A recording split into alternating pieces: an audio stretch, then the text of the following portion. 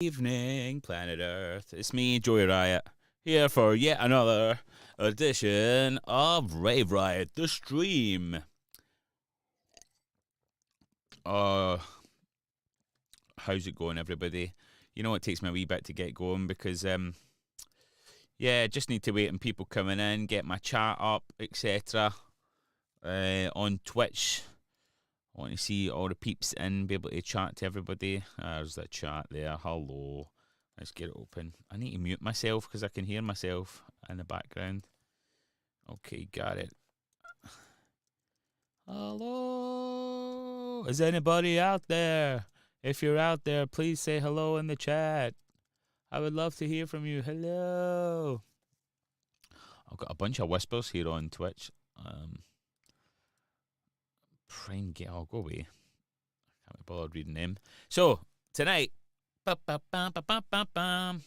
tonight is another very special stream for. I feel like cameras really are way up high. Another special stream where I am producing music for my upcoming album, Rave Riot, which is part of the Lethal Theory label relaunch. Yes, the Lethal Theory label relaunch. I'm going to jump on Instagram and tell people that I'm doing this, so we get a little crowd in. Because, as usual, I want to hear everybody's questions, get your input into the track, all the rest of it. Let me just do a wee story here. Turn this around. Oh, no, I could do actually. I was going to film myself being filmed like pure Inception. I'll do it this way. Oh, it's just a photograph.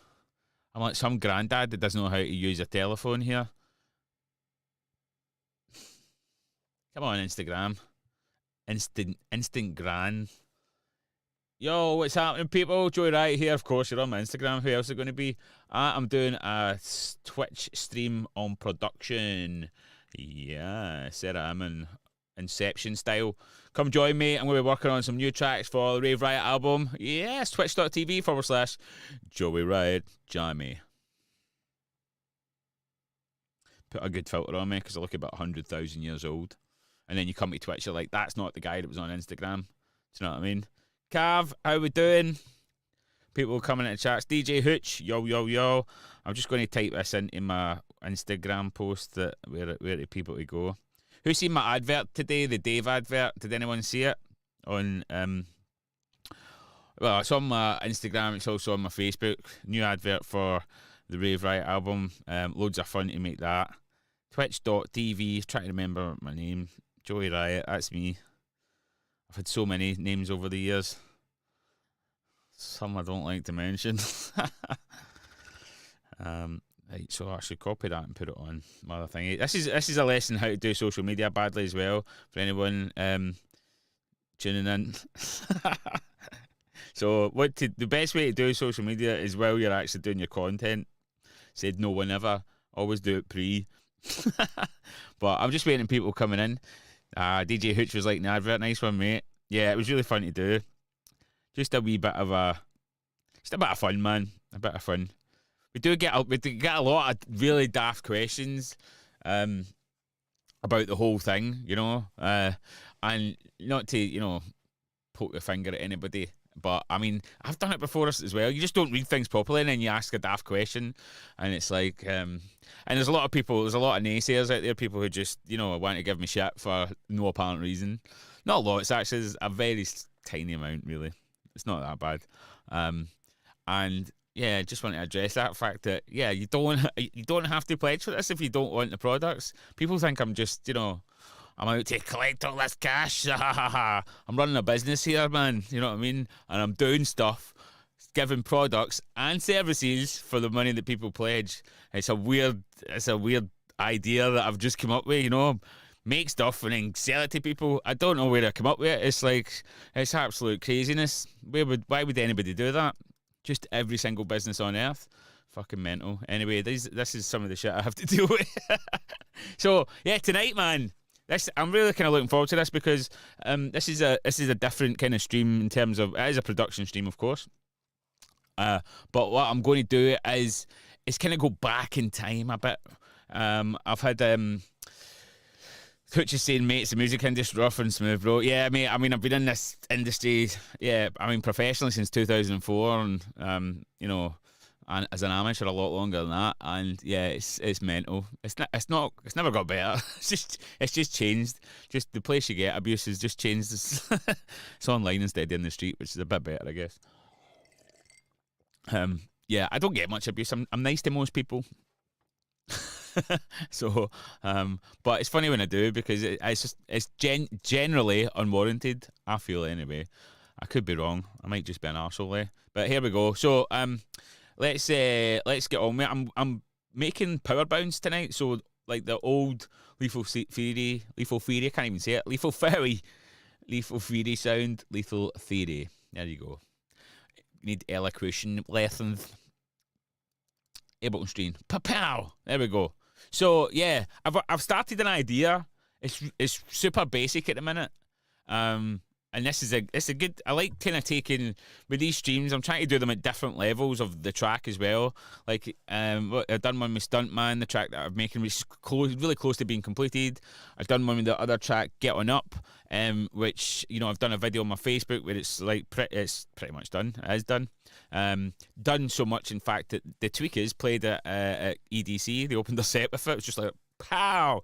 So that's the kind of quality that we're going to get with this album, and that's a nice crossover track. But what I want to try and do with this track is capture that classic Lethal Theory sound. I was getting a lot of people, when we started the campaign, saying, are you going to make something that, bring the old sound back? And I'm like, well, do I want to do that? Like, I don't want to go backwards. I never want to go backwards with what I'm doing, but at the same time, I give the people what they want a bit, but there's no reason why I can't kind of dip into the past without, also like bringing new ideas and trying to make it sound current.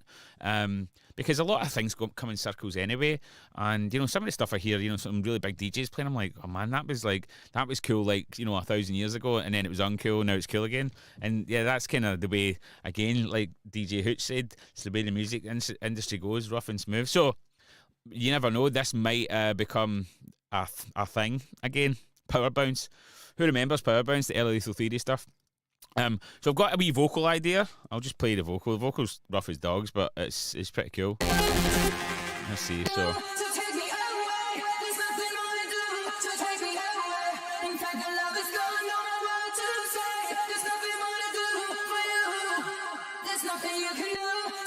super simple. It's got quite a lot of effects on and stuff already. So yeah, it's just a real simple vocal, but it gave me ideas for loads of different stuff. I have, created some subs and gates and gated stuff and arpeggios and stuff.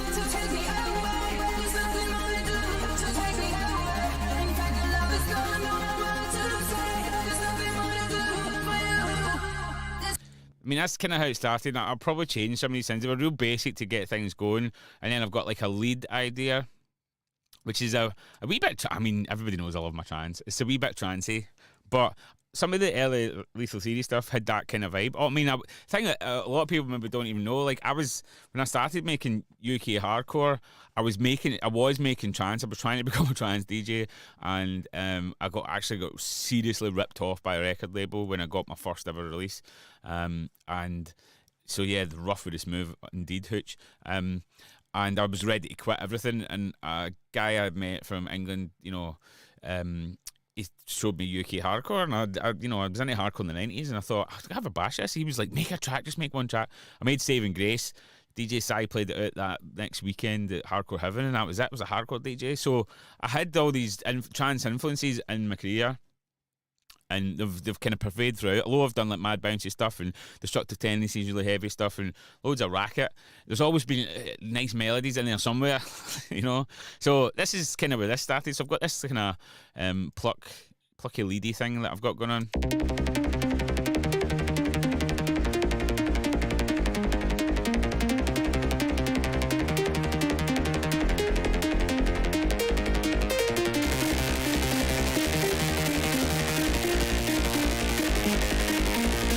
Shout to boys on the house, how you doing, mate?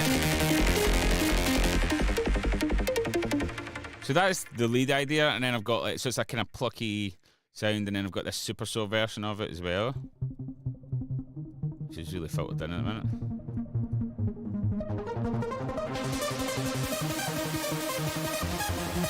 See, I've got no EQ or anything on them at the minute. They're just using the effects on the synths themselves. So I've got Aspire and Avenger, and they sound like this together. Sound really nice together. One playing the lower, one the higher.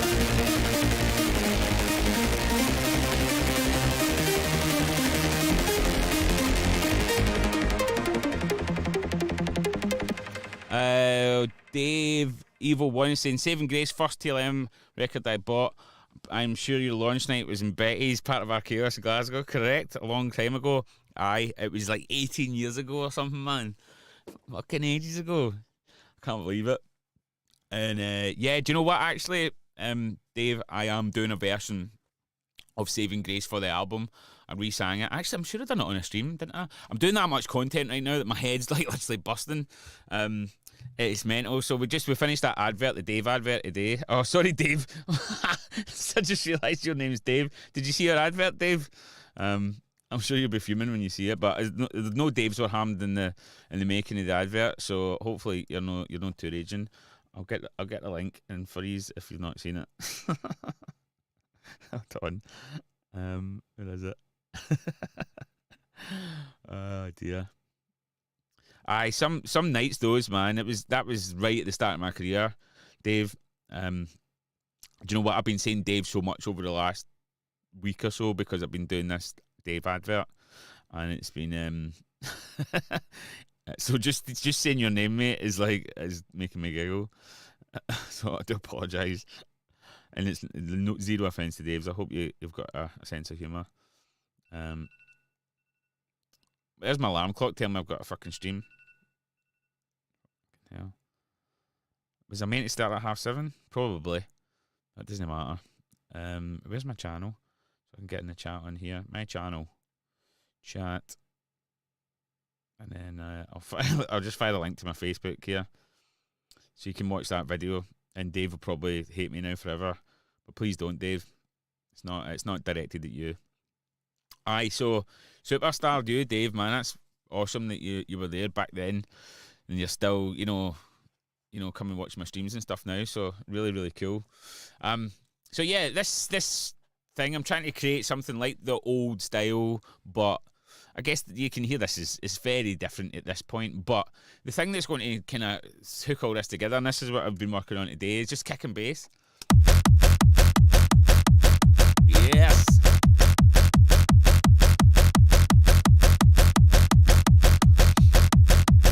We got a clap. Yep.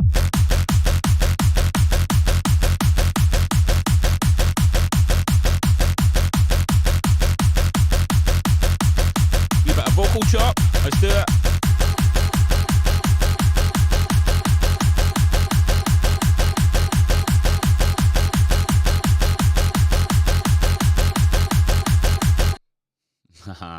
So that's the kind of vibe I want to go for. That real bouncy, energetic, but I'm trying to I'm taking some old sounds, but I'm also taking new sounds, and I've been merging them together. Kick and bass is so important, man, and I don't want to give away all my secrets in these wee streams. And the reason I don't want to do that is because, again, I'm running a business here, and I do have my production academy, which you can join as part of, and I've mentioned this many times on these streams, as part of the Rave Riot project. We're enrolling for the classes already, and I'll give you every single secret how to make these amazing kicks and basses. I mean, that's just pure energy there. I don't care what you say, man. If you don't dance to that, you're dead inside.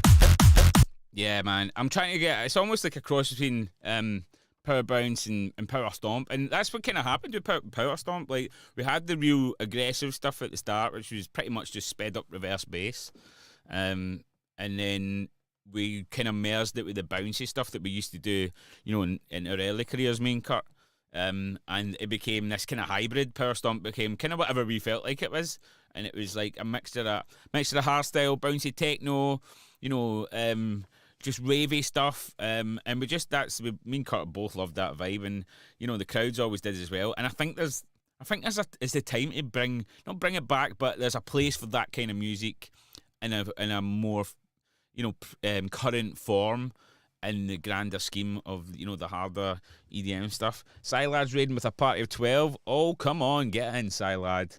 Welcome to the Bounce-a-thon. Joey Riot, step here, mum. Fucking hell, I should stop rapping. So I'm going to play just a wee snippet here. I kind of jam out at this point. I've wrote a melody. I've got a vocal. I've got a yes, nice one, mate. Let's go. And then I just start adding bits and pieces and see where it ends up, kind of thing, So let's have a wee jam with the melody and the vocal coming in.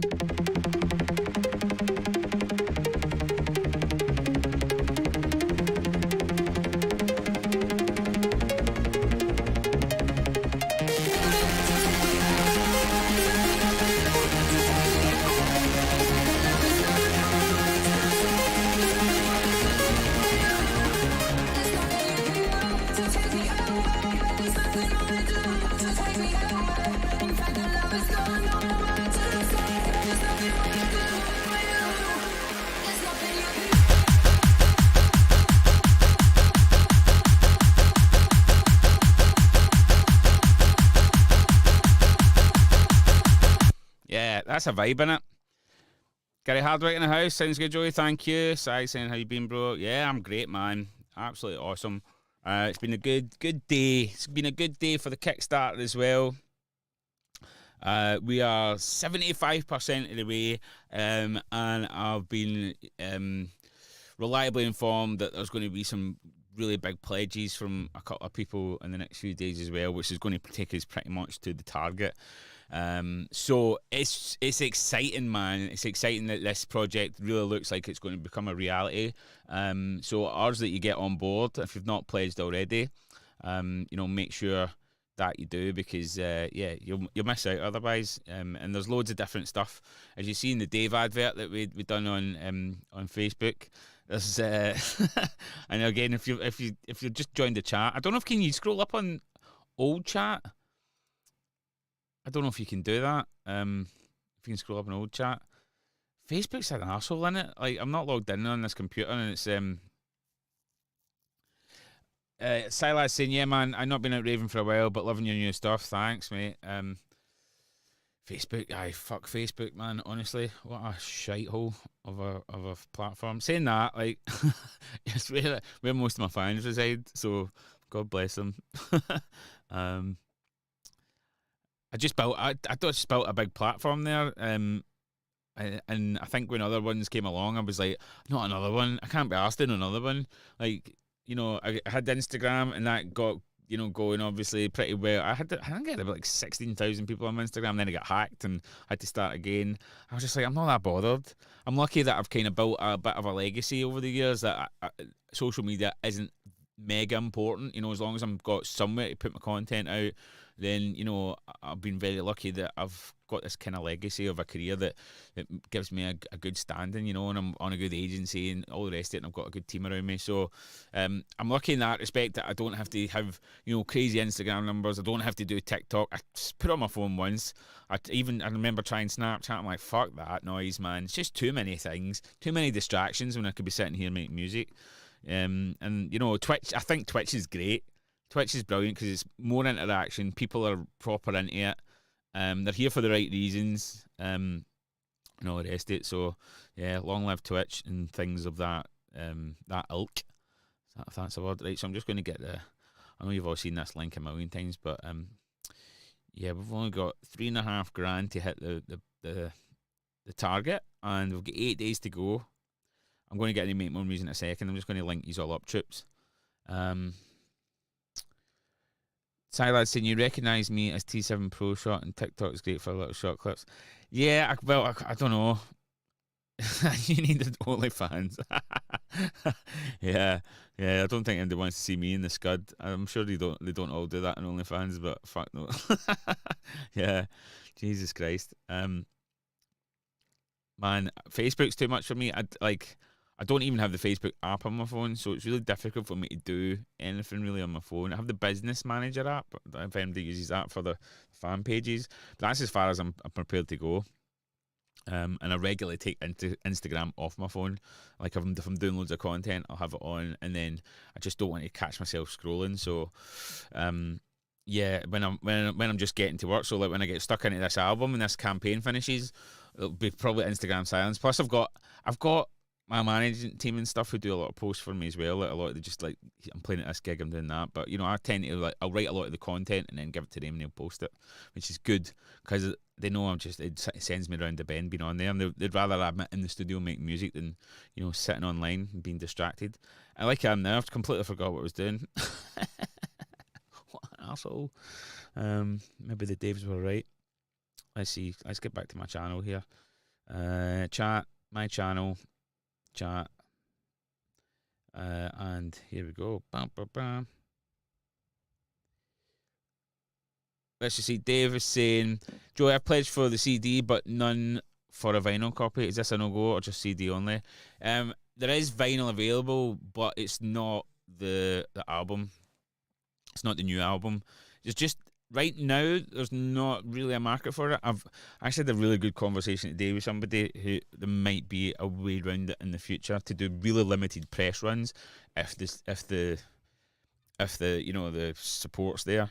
And I just don't think that there's enough people that want to buy vinyl to make it worthwhile, because you really need to be pressing a few hundred copies to make it worthwhile. We've got 136 backers for the whole project at the minute. The last Power Stomp one, although we made, pulled in like £22,000 or something, there was only 300 and something backers.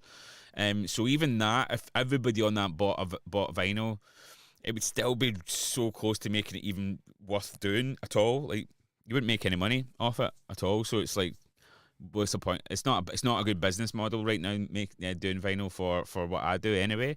But never say never. I love vinyl. I love it. I just love holding it. I love looking at it. I mean, the first Lethal, I've got one. In fact, I think somebody's bought it. I had one copy left of Lethal Theory #1, and that's available as the Superfan Collector's package. And also, there's a bunch of other packages with vinyl on it, Dave, if you want to go and check them out. One golden record, indeed. Somebody's got it. And that all the stuff's going to be signed as well. So yeah, Dave, have a look down the tiers. If you just have a scroll down on the page, the links there. See all the other stuff we've got going. We've got loads of packs. We've got the back catalogue USB with every single track that's ever been done, like literally hundreds of tracks. So yeah, we've got t-shirts, we've got CDs, we've got digital versions, we've got studio days. I can even do a DJ set for you. Although one of them's gone and the other one looks like it's going to go.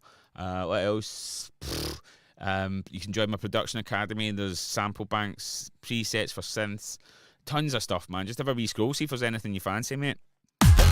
Right, so I'm pretty happy with the kick and bass. Pretty happy. It's got a few layers in it that I made. Got this wee bouncy layer. It's actually just a couple of samples thrown together, a sub bass and a little whoop sample. Kind of reverse bass thing. It's just a distorted saw wave, and just I've dragged it all about with the time stretch and on Ableton. That's punchy kick. It's real knocky kick. Just made in kick 2 with a bit of distortion and yeah, EQ. It was dead simple, man. But you get that when you put them together. One thing I want to do to give this a little bit more oomph is I'm going to add some reverb. So we're going to get into trickery stuff. Yeah, cheers, Dave. Understandable, mate. Check it out. Yeah, have a look, Dave. See what you can get. I'm going to keep saying Dave now. Oh, Dave. How's it going, Dave? Yeah, Dave, I'm all right. Let's go. So we need some reverb. What reverb will I use? I think I might go for Pro R. I've got so many reverbs. Hundreds of reverbs for days. So I may stick it on the bass, which people are like, what? You're going to put reverb on a bass? You know? I love this reverb because it's got EQ built into it. Like, really, like it's like a Pro Q reverb. So I can shape the signal around about the noise.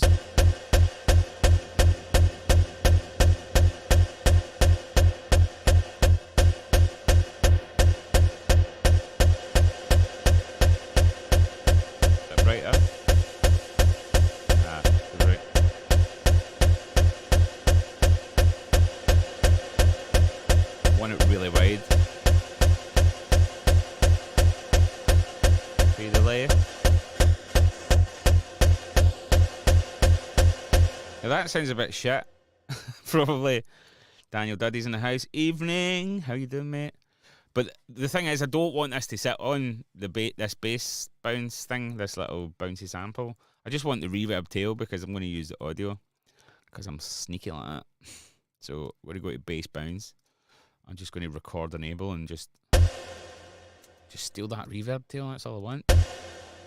I'm not going to use anything else apart from this reverb tail because the reason I'm doing this is I want to have a reverb signal that has came from one of the sounds rather than just a random reverb, which you could do, but it just makes all the different layers tie in better together.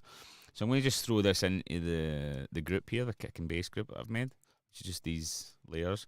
I'm going to reverse it just by hitting R. I'm going to play with this with the kick, and let's just take the reverb off of this now.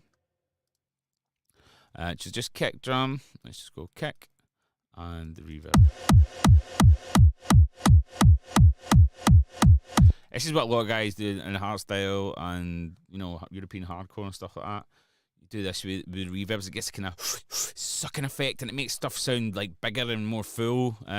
You'll hear some. Maybe if any of you guys are producers, okay, let me know who's all producers here. There's Ceci the Boosters in. Hi mate, how you doing? Yeah, that sucking effect. Yeah, if you're a producer, let me know. If you're just here for the noise, let me know who's had a go. Let me know who's just here to listen to some tunes. So now when I mix that reverb with this bouncy sound,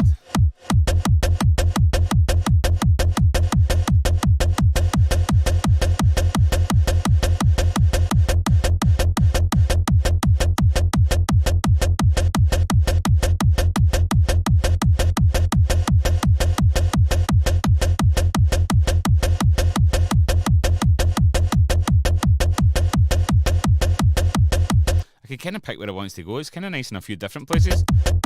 That's quite cool. It's really energetic there. Let's get a wee bit more EQ on it. Pro Q.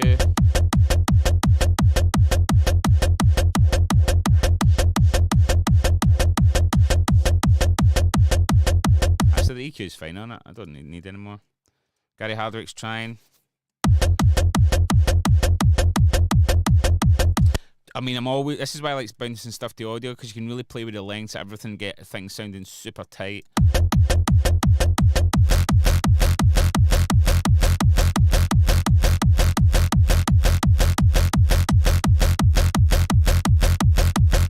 I'm just easing in the volume. I have it quite loud when I'm trying to find where it sits, and then I bring it back, because these little things just need to be subtle.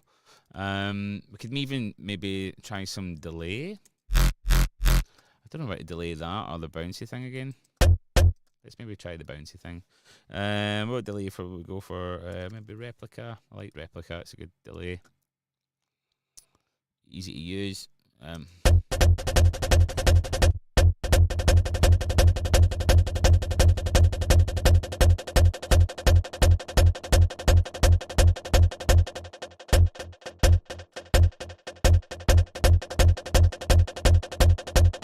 Again, pretty heavy, and then just bring it back.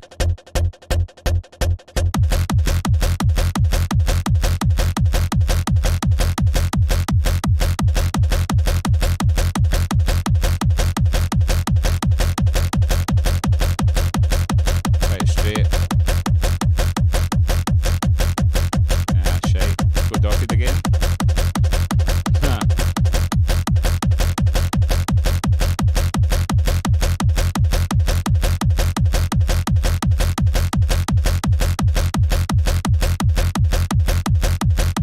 Super subtle, man, but it just makes a big difference. So I saying I had to go producing, but more a support now.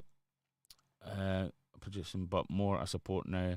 It's take a lot of time, which is why I appreciate many artists producers. Yeah, it's a really time essential. You need to spend loads of time on it, but this is why I started my production academy, hustlemusic.pro, because I want to give people these hacks to get to the place they need to be quicker, and when you work with on the academy, each project that I teach you with, I'll teach you like kick and bass, so I'll teach you how to make all of these, teach you all these little tricks, and then when we finish the project, the session, you get everything. You get the project file, you get all the samples, you get all the layers, everything that I've done, all the effects racks, and then you can just use it in your own projects, which is great because it's the thing I found when I was starting to produce is like you had to come up with everything yourself, and there was nobody showed me anything. Like I'd asked for help, and people were like, no, like figure it out yourself. And there wasn't really, the internet wasn't great. There was not the tutorials and everything that's going on just now. There was nothing like I kind of do. There was no these kind of like big producers doing classes or anything. Which is why I think if you're looking to produce, I mean it's a great pastime. Even if you're not doing it to make a living from it, it's still like super addictive and so much fun. And it's actually something productive. You're making yourself feel good while you do it. It's a great outlet emotionally. And yeah, it's just a great pursuit. So if you join my academy, you can just hack that shit and get good in a very, very short time. Instead of just, because music's like producing can be one of the most fun things on earth, but also one of the most frustrating, annoying things ever when you can't get things right. And that's what I try to do with the classes. Is every time you do a class, you go away with stuff, and you're like, all right, I've got not homework as such, but you've got a thing that you can go and mess around with, and you've instantly got something good to play with. Sounds saying I struggled with the synths. Yeah, well, I teach all that kind of stuff as well, man. I teach every single thing you need to know about make music. So this is our little reverb tail, which again, and this two tiny little things in that kick and bass that added extra bounce. Let's turn the reverb off. Let's turn the delay off. It's still decent, but it's not. It doesn't sound like big. Do you know what I mean? And these are really subtle things. And probably the people that have been producing a wee bit longer will hear these better than most. And it's a thing that your ears get better with time, how you pick these things out. And sometimes it's just you might think, it's just such a tiny thing. It doesn't make a big difference in the scheme of things. But when you do this with every single sound and you add all these little minor touches, you think about that, or the cumulative effect over a whole track, then the whole track just sounds much more professionally polished and better, rather than just, it's fine. I mean, that's what I used to do. I'm like, it's fine like that, just carry on, whereas, just these tiny little details just add so much more to the kind of, the finer things. So I'm really happy with that kick and bass, man. I think it's awesome. So let's just, and the great things to do is just check it out with the lead coming in, see how it works. And we've got that effect on there, that endless smile, which is pretty cool as well. Check this wee guy.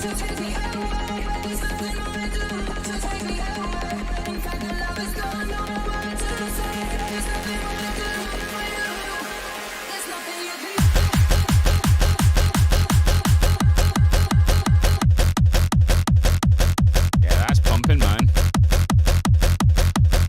Let's bring the clap.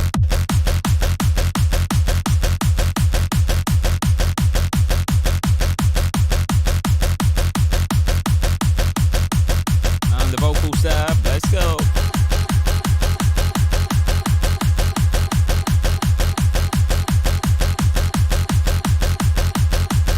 Yeah, that's what I think about kick and bass is, like, I know I'm playing it just quite a lot, just this one bit, but when you're making a track, think about it like this. You want to be able to, the kick and bass is such an important part, as you all know with dance music. Like, it's the thing that makes you dance. Don't just say it looks like Dave's cousin from the cartoon, not Dave on here, of course. Yeah, I kick and bass. So when you're making kick and bass, it's easy just to be like, I've got these other ideas I want to crack on with the track. Trying to kind of set your tasks aside when you're producing as well. Like, your creative things, do them in a separate kind of session maybe, if you're struggling with kick and bass, and spend time you want to be able to put I've just got one beat here. It's one beat, one kick drum, one offbeat bass, and I can literally play that for 10 minutes and still be sitting walking away. And if you can do that, then you're like, right, this is right, I can move on with the rest of the track, I can do more stuff. So yeah, I'm pretty happy with that at this stage. What's the thoughts in the comments? Are we feeling that kick and bass? Is it representative of the old sound but still sounding up to date? That's what I want to know from you guys. I'm going to add another little plug-in, because this is something I was actually teaching the other night on my production academy. I don't know if I mentioned that yet. I'm running a class at the moment, and the guys are doing great. So shout out to all my guys on the beta class. And we were teaching distortion techniques, which is some pretty advanced stuff. It was a brain melting class, but it was really fun.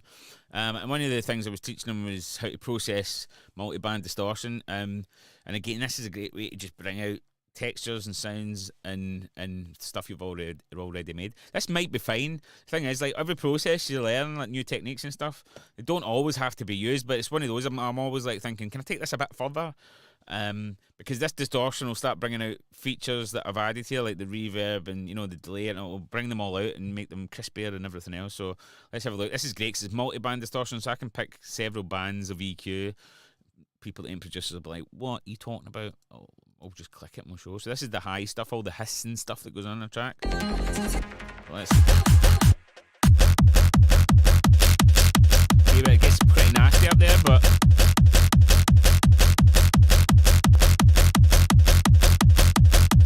so in the bottom end I want to create something kind of clean.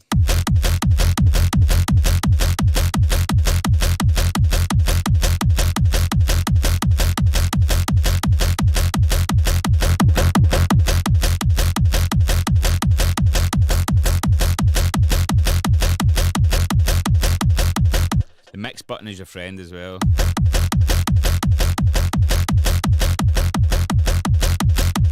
See how dull it was before with this on and off? So let's just do an A, B, switch it on and off. Oh, on its own. That's it on. Then off. It's almost lifeless, isn't it? But it sounded good before. This is why it's great to learn these techniques. Try them out. Does it sound better? Like, trust your ears as well. Like, there's all these things you can do and you're like, alright, I've learned that, I know I need to do it. You don't, like, you try it and then, like, does it sound better? Your ears, no matter where you are in your production journey, even if you've never produced before, I can get anybody into this studio and sit them down and go, what one sounds better? And they'll be like, that one, and it'll be the one that's the best one. You know, simple as that. It's, you know, you don't even Roger's saying you can tell the difference, man. As a kind of clarity and a fizziness and a bit more punch, and it's just a really subtle thing I've done. I've not really done anything.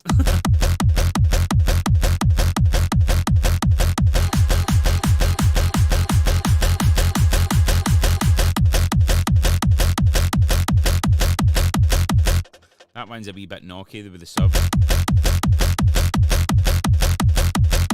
Need to be careful with the low end because I've got a really good low end already.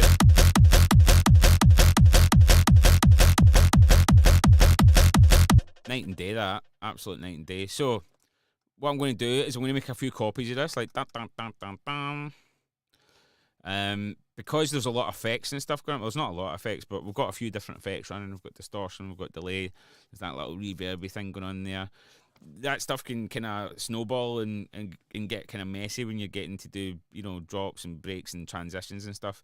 So I like to bounce more stuff down to audio. So what I'm going to do, this is kind of my kick and bass machine. Kick and bass machine. Spit it out, Joe. So I'm going to create another audio track and I'm going to call this PB, or let's call it just kick and bass. Kick and bass final. Even though it probably won't be the final. And then extension in, we're recording in from here. Hit record enable, and then I just fly it up here, make sure that's switched on, soloed, and then. So you get this delay at the end as well. So it's important for me, I want to see how it looks too. Because here's my kick and bass. I'm going to take one, probably this one, the last one. Because all the effects are doing stuff. You know, and hey Lowlands, how we doing? Fam's in the house. It's important to see where stuff's sitting. So we've got a big spike here, which is not terrible. That's the baby on its own. So now I can do like drum rolls and stuff.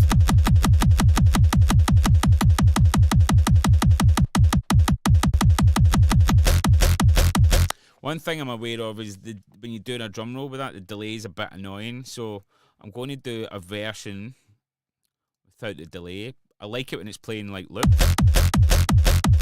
Need that, but if I just do the kick, it's not that bad, is it? You're just getting this little kind of weird click. It's because it's It's ping pong delay, which means it goes from left to right. Because I'm doubling up the drum, it's not getting the chance to pan, especially when I'm listening to my headphones. It's kind of going just to one side, and it's a bit shit.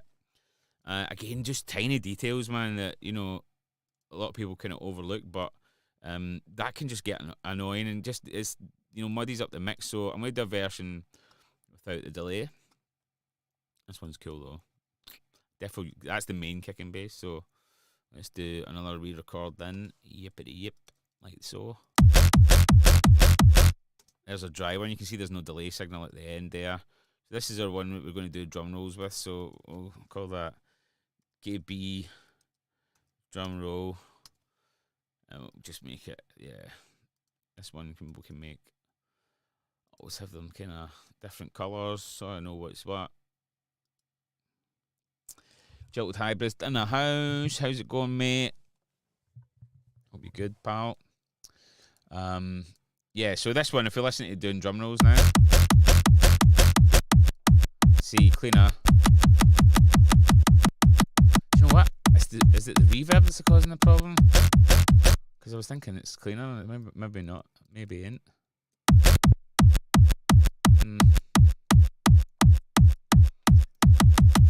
That's just the best way to check. Yeah, it's different. It's definitely different. You can hear this one. This weird kind of, yeah, this one's clean. So that's my drum roll one. This is my off bass. Oh yes. Okay, great. Now I've got that. It means that I can have some fun. I could even do stuff with the delay signal, like that's quite funky. That like it. We could turn it up. Yep. This could be a little effect. Keep the tail ends. It's like somebody who's making a dress or something. If you've seen my other video, you'll see me in a frock. But yeah, don't let anything go to waste. Like the tail ends of the material, keep it, and you can make a whole new dress.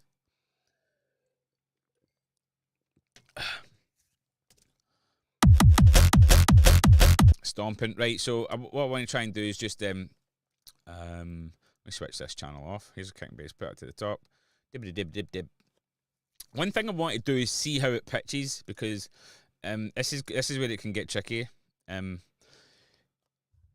This is where it can get really tricky. There's two ways I can do this. So because if we're going to have a version of the kick and bass that changes key, then we want to be able to pitch it and it doesn't sound weird. So I'm going to take the dry one. This thing's called Nimble Kick, which is made for like hardstyle kicks, really. Hold on, that's the wrong. I should probably bounce that and then throw it in. There we go. So what it does is it splits the kick into two parts.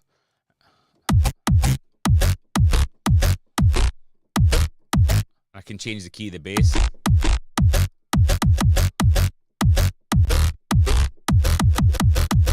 That sounds like it could be pretty cool, and there's loads of effects and stuff in this, because I could do it with that, or I could do it with another sampler. So let's take my lead idea. Put an EQ on this first of all, because there's a lot of low frequencies in this.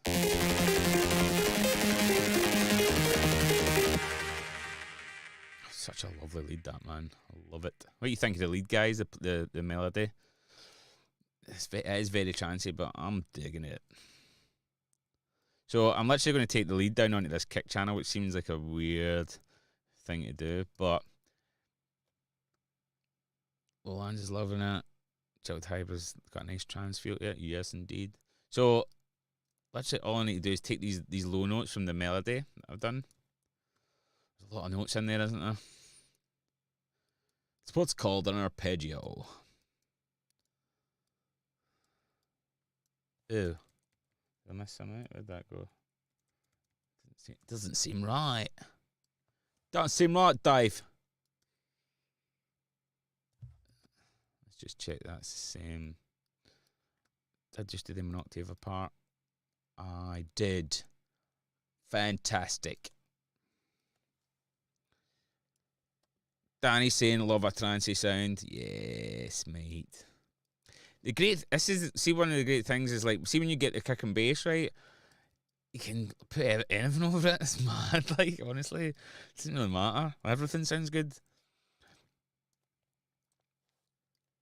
So, yeah, let's go. So we want to create this on the beat. Bam, bam, bam. So we've got F. It goes from F to G sharp to D sharp to C sharp.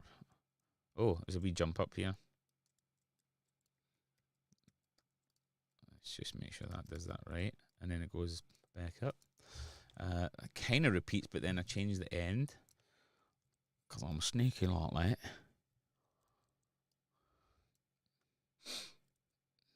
I started off with just a real basic four chord structure, and then I thought I'll change it up a wee bit the second time round. So I don't know if this is in the right place, but let's find out. Where's it gone? Where is you? Oh, Dave. Did I do that on the lead? Oh, don't tell me I did it on the... You twit. All right, put it down there. What a nugget.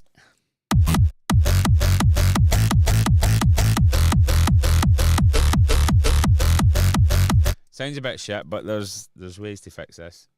So we're going to get a thing called shaper box, because what I want to do is just fix the tail end, because I've got these longer notes, but I need it when it changes, like some of them to be just to work, basically. So we're just going to trim the end so it's like a bit shorter.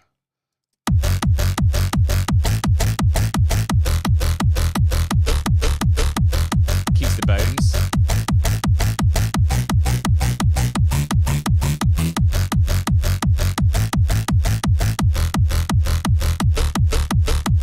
It's annoying when it goes that low one. See what I mean? There's a real knockiness in there that's not...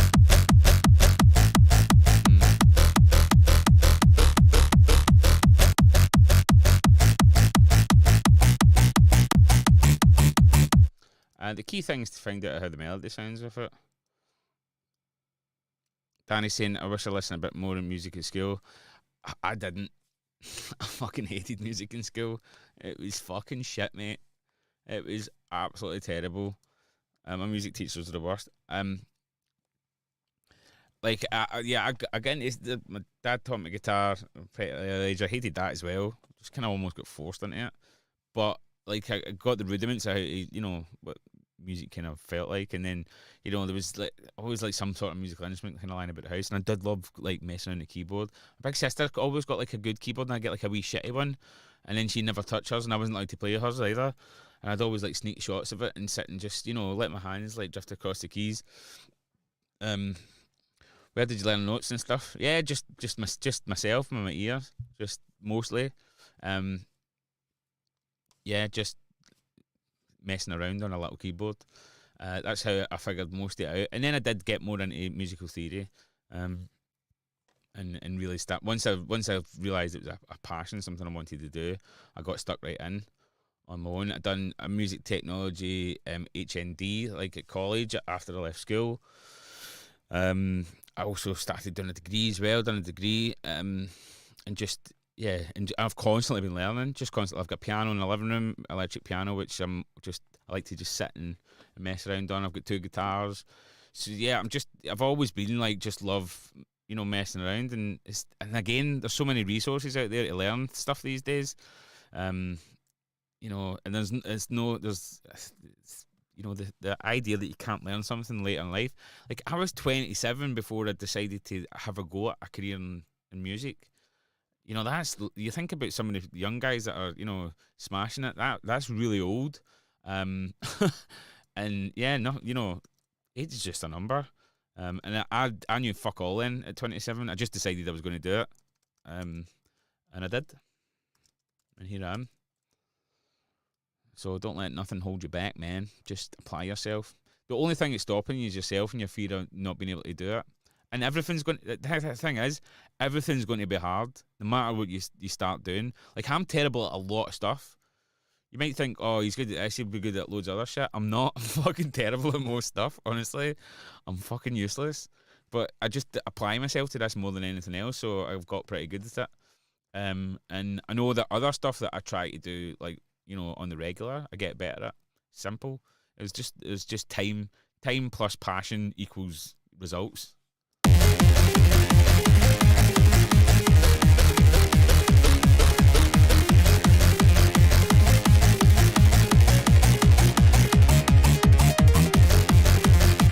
Not great, is it? We've got a few problems there. I think that's in the wrong key for the start.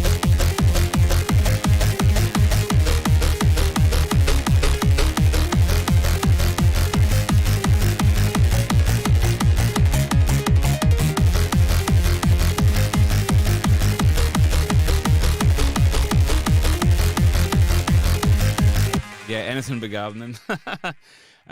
Yeah, I'm not sure about that off bases. I maybe use it as a layer, but there's another way to do this potentially. So let me think about how I would do that. So yeah, I've got an idea. And it's one of these things when you learn, you know, new skills. I mean, this is something I've become good at because of this is problem solving. See, you're saying it sounds good. It's good. It's all right. It's not great. It's not good enough. It's good, but it's not great. And everyone's got it to be great. I've set a really high bar with the first track in the album. I mean, it get played at EDC. On the, you know, Tweakers played it, so. Like, I've got some big boots to fill with the rest of these tracks, man. So what I'm going to do is I'm going to resample just the bass part. I'm just going to bounce that down. I'm going to throw it into Contact. Where's Contact gone? There she is. Sounds crap, but it's got some really cool features, Contact. Let's just open her up a bit. Want to go to Time Machine.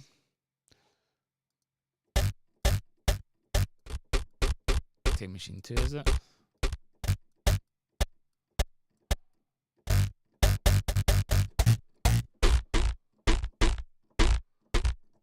Why does it sound so stabby? Is it Time Machine Pro?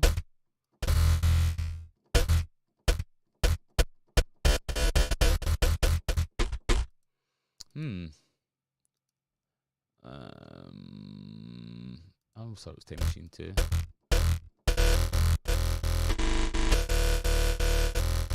Oh yeah, I'm wondering why it's doing that. I've got Shaper Box on. Duh.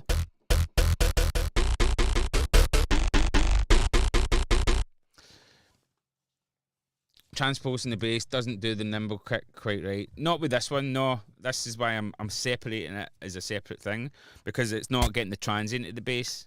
So you can see when I do it with this snappiness at the start of the bass, because it's almost like a kind of, not a donkey layer, but I've got this like snappy transient thing. I've got the reverse bass, but then I've got this kind of, you know, snappy thing going on as well. So what I can do is I can create like an offbeat bass layer, which I am going to do. Smash. Dang, dang, dang, dang, dang.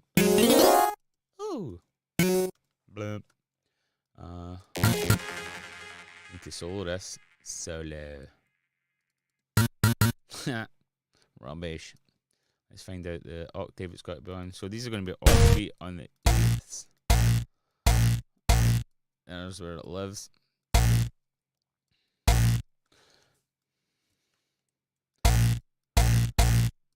And then just follow the patterns. Dun, dun, dun, dun. G sharp.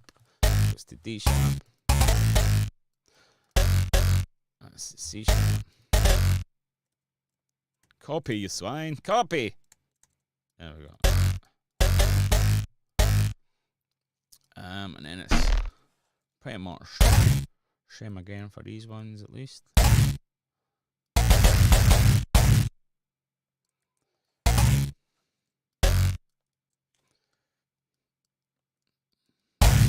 Sorry, that's annoying, isn't it, when I that headphone thing on? Just all those notes clattering together. Not fun to listen to. Apologise. Sounds like keyboard falling down the stairs. Is that A sharp it goes to? Yeah, A sharp. I don't know whether that should be a high one or a low one. We'll fire it there just now, but we can. This is the thing about these kind of sample basses. You just need it's trial and error to see where they work best. So that goes to C sharp and then D sharp for that one. So and I'm going to create another layer for the sub probably.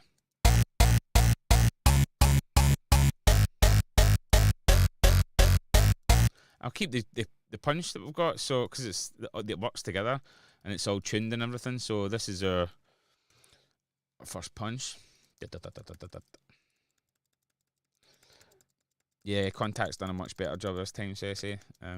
Again, it's one of those. It's trial and error. Sometimes one plugin works better than others. Just depends on the sound. There's no right or wrong way really. It's just like what works for the track. Oh, what happened there? I got extra notes in there I forgot about.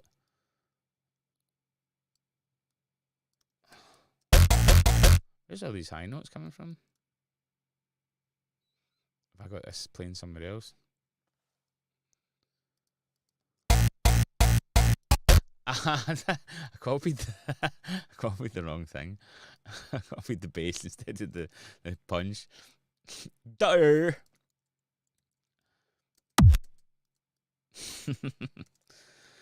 Idiot. Okay, so it's a wee bit long. A couple of ways I could do this. I could shorten it with shaper box.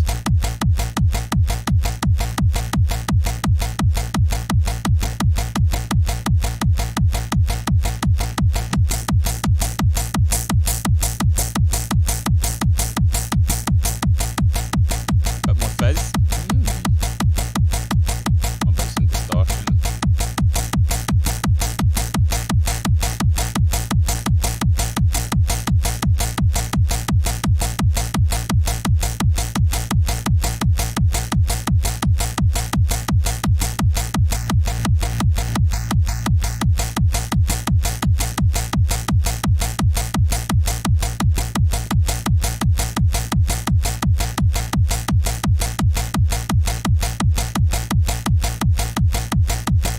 Shaper box is amazing because you can do so many things with it. A lot of people just use it for volume shaping, but all these other little tools are brilliant. The drive and the crush, I love them. I use them on so many sounds.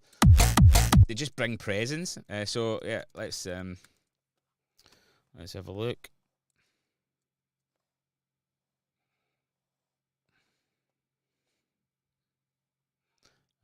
Copy these kicks.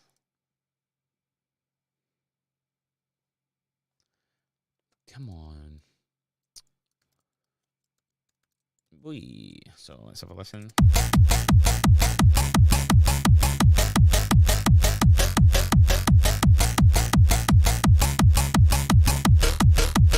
Oh, see, it's a bit crap down there. But this is, I need to use this as a layer because it sounds a bit naff on its own, I think. I would have settled with this, you know, back in the day.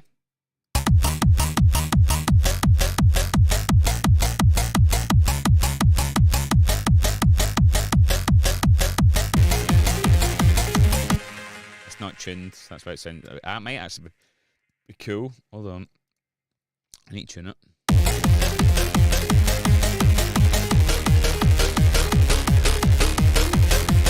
It goes too low.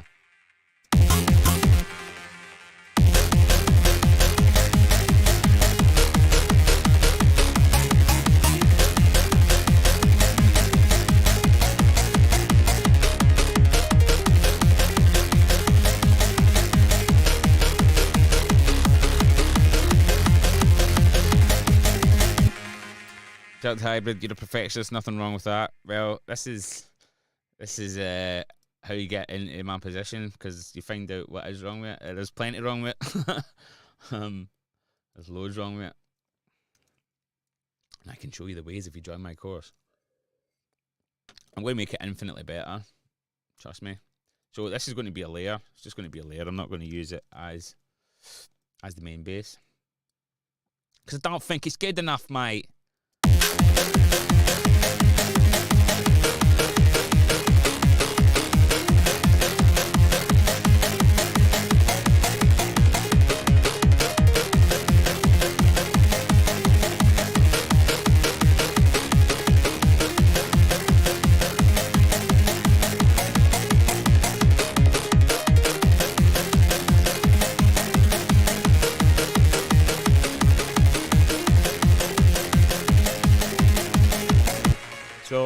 Yeah, we need like a sub bass as well. So I'm gonna get maybe Serum.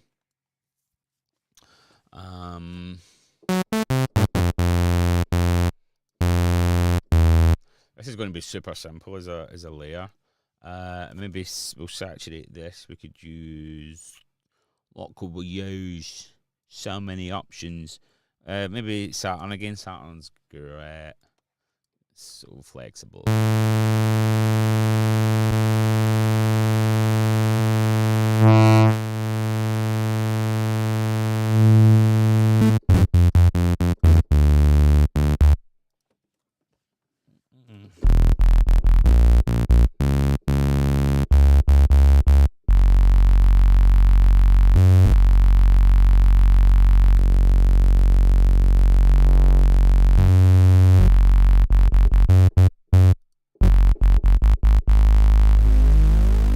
Hardcore bass.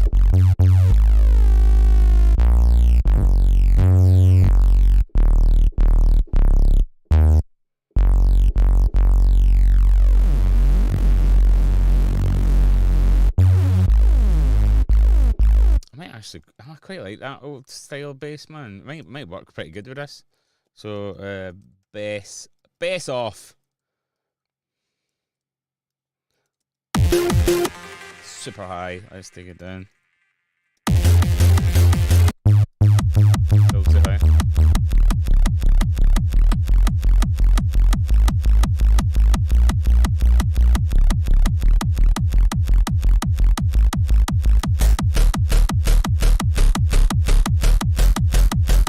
I'm not really feeling that layer, man, when it's moving.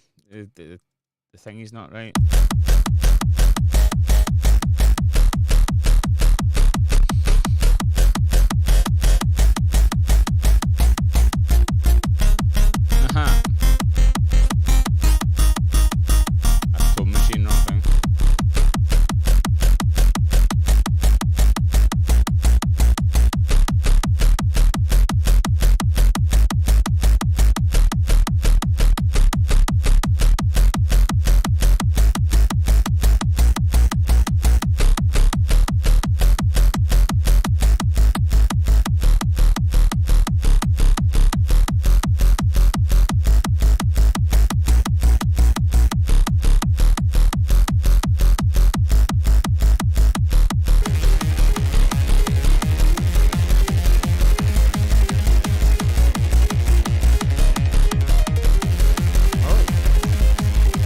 Oh shit, I didn't mean to do that. Fuck. It's not like you can just undo that. It's the only thing you can't undo. Oh, Jesus. I wasn't like super happy with it anyway. We'll patch that for now, man. I'll get that right though.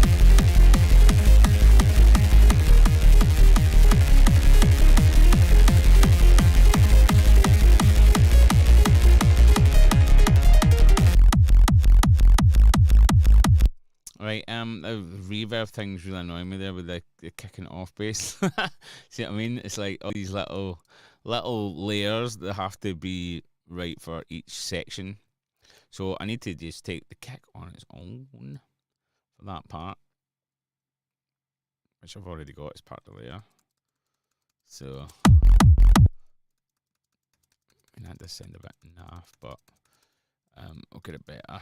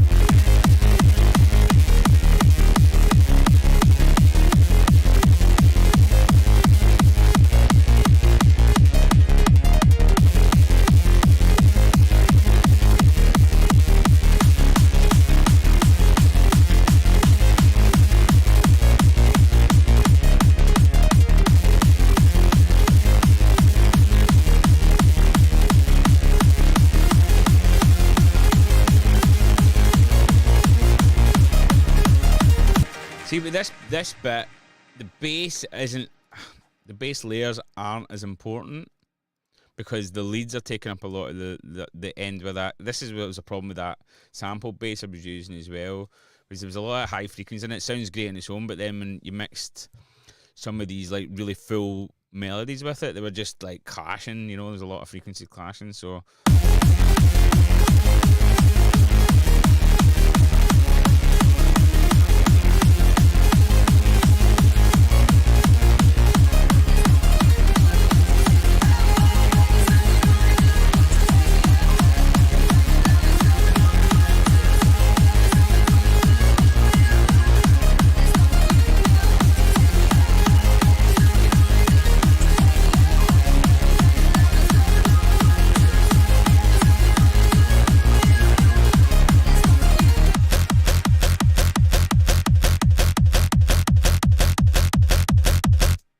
yeah, this is getting better, man. This could be a good layer actually for the bass to just make it a bit more meaty. Yo.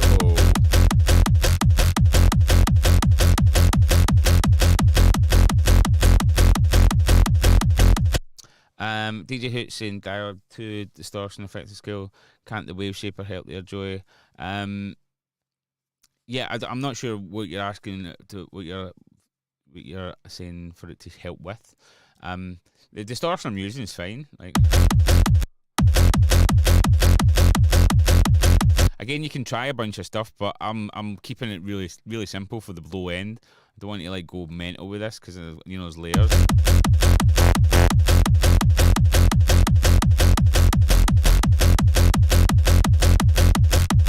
Yeah, that's cool. Gives it a fatness.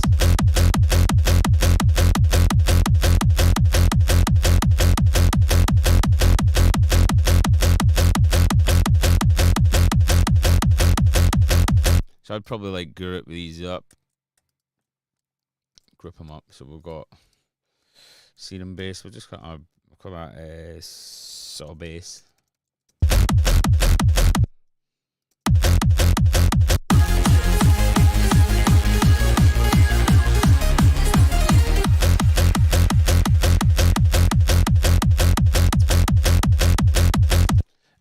Maybe we could take the bounce bass as the layer. So let's go back to this. I'm going to bounce down. Is it this one I want? Because you need to be really careful when you're adding all these effects and stuff. Because as soon as you start pitching stuff, it can get really messy. You think you know messy? Oh fucking show you're messy. So bouncy bass, let's open up contact. We'll chuck this in. Track spacer. Yeah, I know what you mean about track spacer. Yeah, you could, but it just didn't sound great when it's pitching. Yeah. So no amount of track spacing would have helped because it just didn't sound good. But it's a good shout, you know. Normally, I do that mostly with melodies. Any bass, I will be when it gets to that stage. I'll be using track spacer on everything.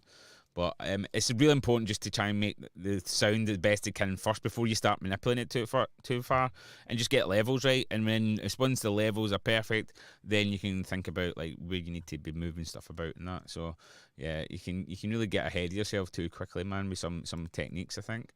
And just keep it simple to start with.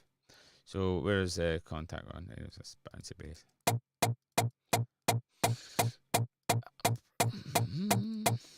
So it was -5.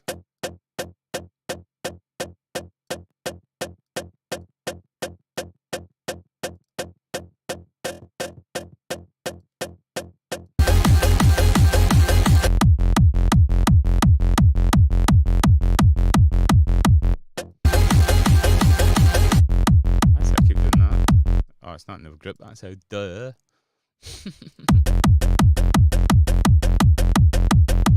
See, now I could probably take the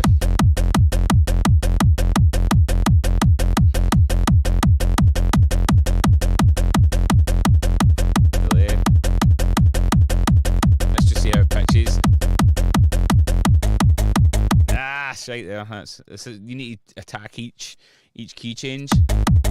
Voyager say, hey Joe, I've watched you doing this over the years and always wondered how you don't end up down a rabbit hole of never-ending sound samples, effects levels, and end up miles away from where you felt the track you want to be. Is this, or is that just what happens for us non-producer types? Yeah, it's easy. That's the great thing about it. You do can end up doing rabbit holes, and sometimes those rabbit holes, end up dead ends. But if you've got a clear idea of where the track's, what you want the track to be, then it's not that.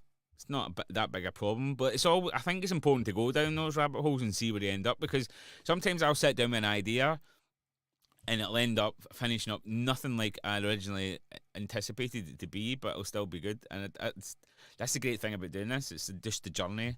And one thing you're like, oh, this is actually better than the thing I had before, and you end up scrapping, loads of stuff. And it's all about, just going with whatever's the best thing. What's the best part of the track, and just throw the rest away. Get rid of any dead wood, any shit, and focus on the good stuff. That's a problem there.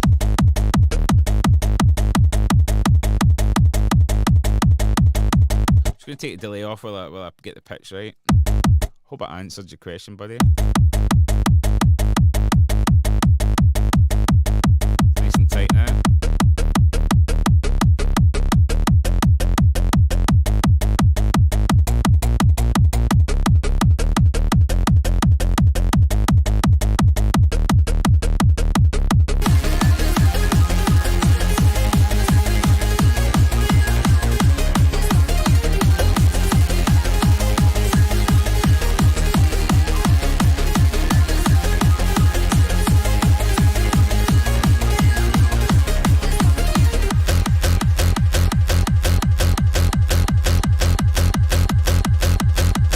I feel like that layer now is too loud in the mix for that.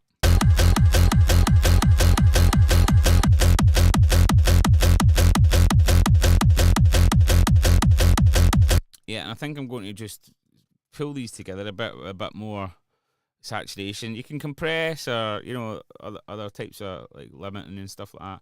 I like using saturators on nice one, Voyager. My buddy Neil there, MC Voyager in the house. I've known his guy forever. He was actually, this might be an interesting story for some of you guys watching. You've probably all heard the crowd shouting, Joey, Joey, Joey fucking Riot. He was the one who started it up in Glasgow. Isn't that right, buddy? Legendary stuff, and I still get that shouted at me all these years later. Thanks to him. It's been the bane of my life sometimes. But also really an amazing thing when people are chanting your name, and that's all down to him. So thank you, sir. It's a wee bit extra toughness on the group.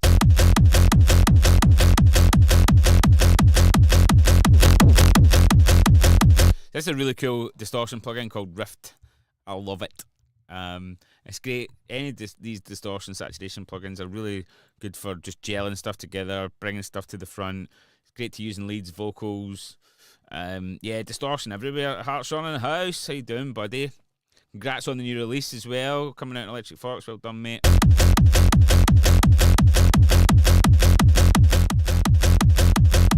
This kind of distorted sound as well, just close to clipping, makes it a bit more current also. So it can fit in with these kind of harder style sounds, but also still sound authentically Lethal Theory, I guess.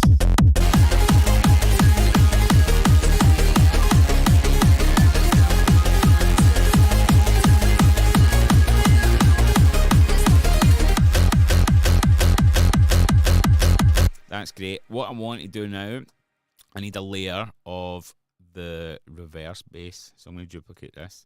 See how many parts I'm having to get this right. Oh, what am I doing? So let's open up contact. I'll take this off. I'm just using channels I've already got. So I want the reverse bass sample that I made, which is here. Is this the right one? I'm always one for deleting the wrong thing, and then I'm like, oh no. So this sample, that's the wrong one, isn't it? Is it? I don't know. Let's see. That is the wrong sound. That's what I need. Oh, there it is. Okay, so go to the wave editor because I just want to get rid of this. So I really, I'm not too bothered about a lot of stuff with this sound. It just needs to be sitting in the background because, like I say, the melodies and stuff are going to be taking up most of the people's attention. But we need that grit. So when it changes over from the melodic part to the other part, that there's not this big like shock. I mean, you can have that with kicks for sure, but you know we're trying to keep this section anyway. We're trying to have a gelling, and there isn't a gelling at the minute, and we're missing some frequencies. I'm just looking down at my dog. He's like upside down, like spark out, man. I've just got two seats in my studio, and he's sat in one of them all the time, just next to me. He likes to be the same height as me, don't you, son? Getting a wee chin scratch here. Let's see. Eclipse is first time chat from viewer Eclipse 753. So hyped for the weekend. Did you decide against Room 2 in the end? Eclipse, it's not my event anymore. It's nothing to do with me, religion. Yeah, I sold my part in it, but I am still a resident DJ there. So it was my business partner from Twisted Events who continues to run it. But yeah, they decided against Room 2. So when I started the event, I always wanted to it doesn't need to be a Room 2 really. It was all about, I mean, I think when it gets bigger, you could definitely do that, but I just think keep everybody in the same room. Just get good DJs and put them in one room, and everybody just, have a great atmosphere. Just at the threat of thinning it out and, giving people too much options.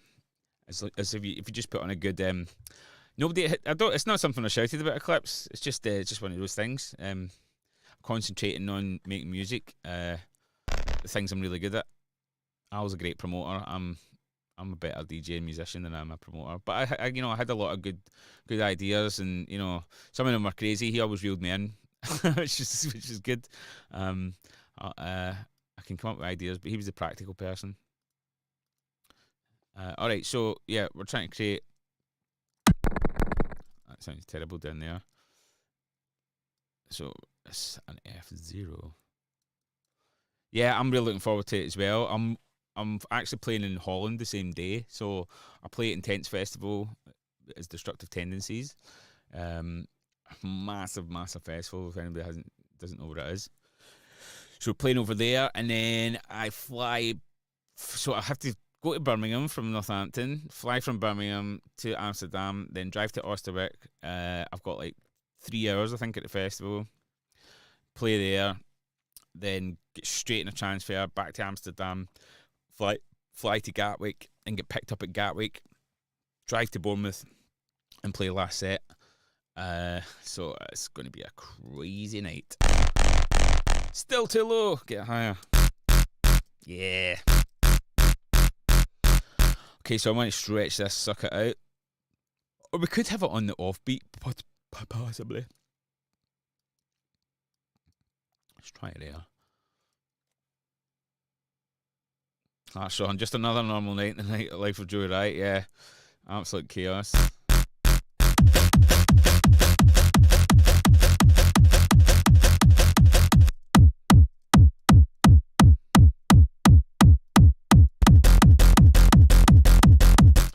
It's getting a bit closer, Sounds good. Cheers, man.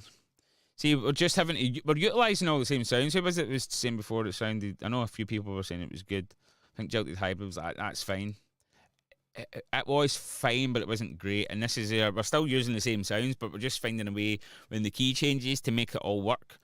Which is it's tricky, man. It's really tricky, but like I know how to do it, but it's one of those things. It's trial and error. I'm like, I'm right. I know how to get here eventually, but I just need to try a few different things. Because this is the thing. There's no specific way for approaching any of these processes. It's good to know a bunch of stuff and then,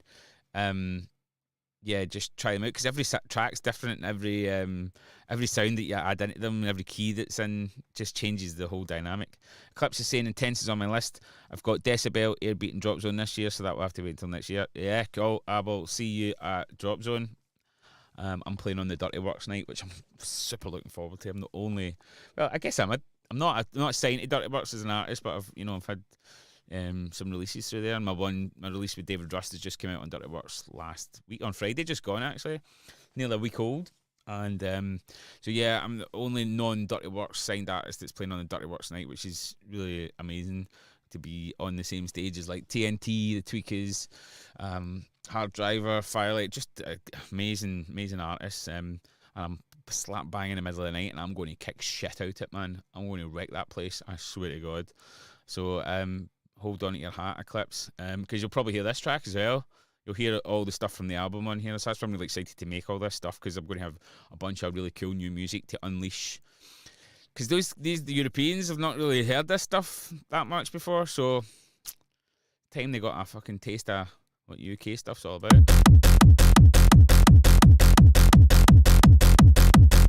That's got the vibe. Just heard the new Styles track TNT. Yeah, it's really good, man. Really good.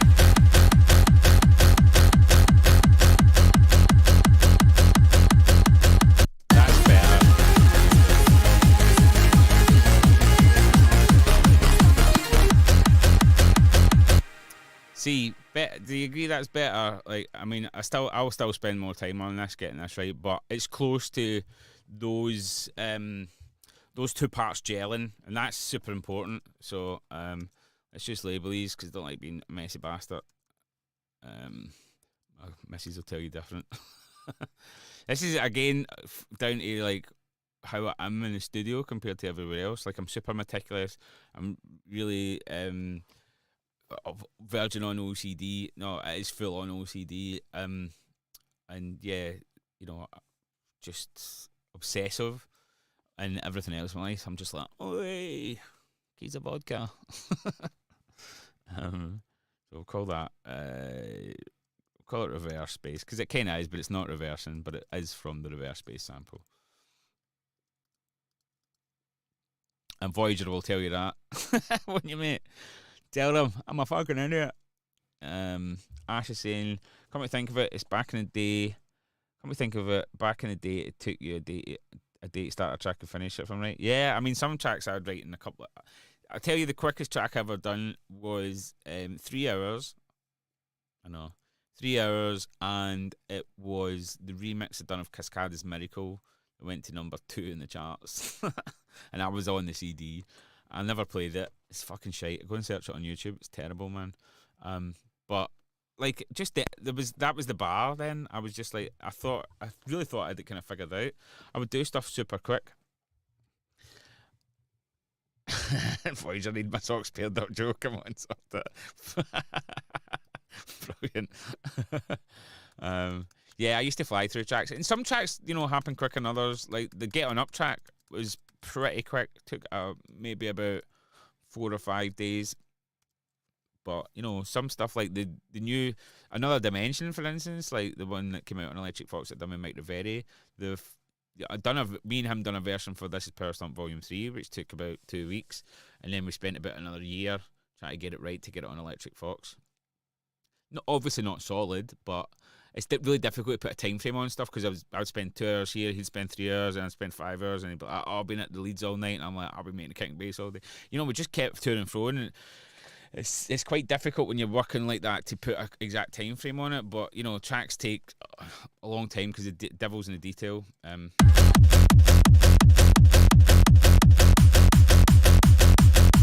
So So a couple of little things, just see if these transitions work better. Again, just grab it. I call them placeholders. So I've got like a favourite samples folder that I've created where I just have like a bunch of crashes. There's one that I still love, Technicore Alf, because it says Alf Crash.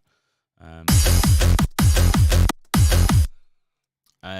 I just throw the sound in that I know works, just to see how transitions and stuff work, and then again I'll go back through stuff and I'll pick like some fresh sounds and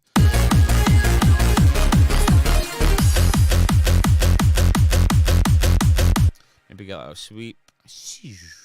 Got like a little sidechain sweep in there.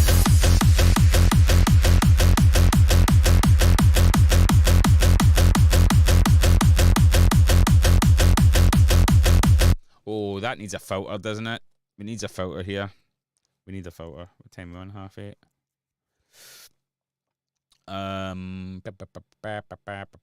Yeah, let's get a filter. What filter will we use? Go for it. I still really like. Oh, in fact, hold on a minute. Let's go proper old school. This was the Power Stomp machine. Tornado. What was it vowel filter? Wait, you hear this? You must recognise that sound when you go to edit, because it's awful loud.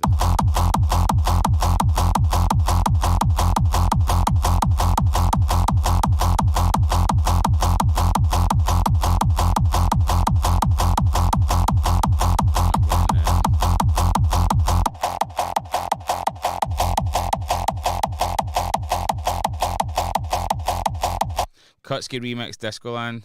Kutski, I will knife crime you right in the chips. Jiminy Cricket's raiding.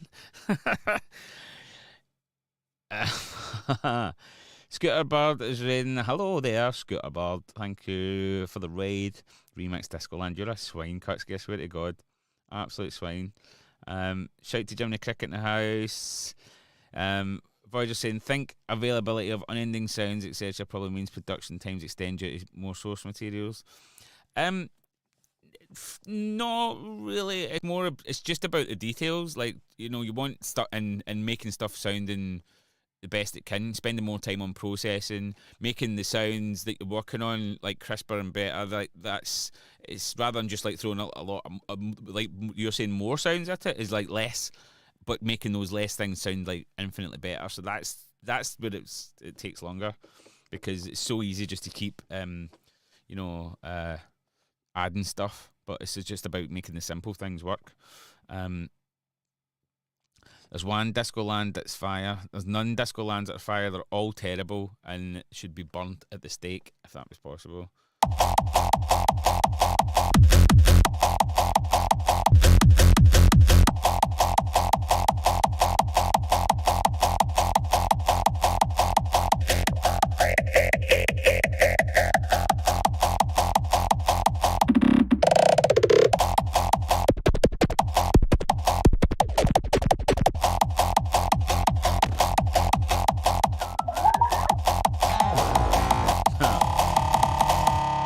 Cool this is, man. I really love this plugin.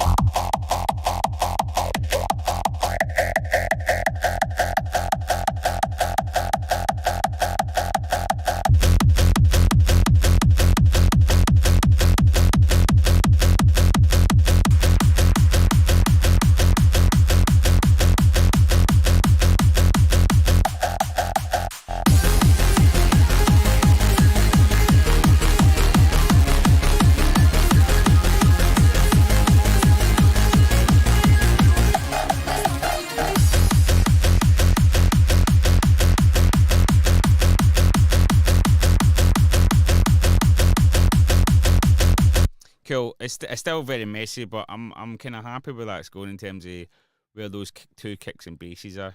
I think maybe some nice breakdowny stuff to go around these leads would be cool. I did create some stuff here, but I'm going to sack it off because it's a bit mince.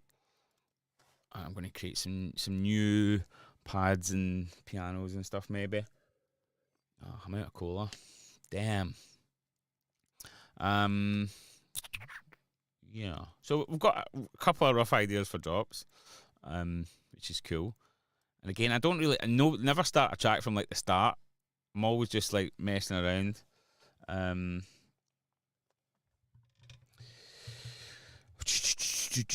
Ash is digging the bass. Cool. Hope you're feeling the sound. This is all the new people that have joined us. This is part of my my production streams, which are all part of the relaunch of Lethal Theory. If I just go face round. My dog just shot himself. You want to come see me, son? Come here and we'll say hello to the camera. Oh, it's okay. Stop growling. He's sleepy. He's grumpy. He's a broody boy. You okay? You grumpy? He's nearly 2 now, so he's getting a wee bit grumpy when he's tired. He just gives a wee when you pick him up, don't you, son? You growling at daddy? Eh? You growling? People on the camera are not happy about that. You're being naughty. He's so cute when he's in trouble. His wee ears go back. Oh, it's okay. Why don't you go back in your seat? Aye, what was I saying? Lethal Theory, label relaunch. This is what this is all part of. I'm making new tunes for the label relaunch. Somebody does a favour. In fact, no, I don't need you to do me a favour. I'm going to grab a link again if I go right back to the start of the chat.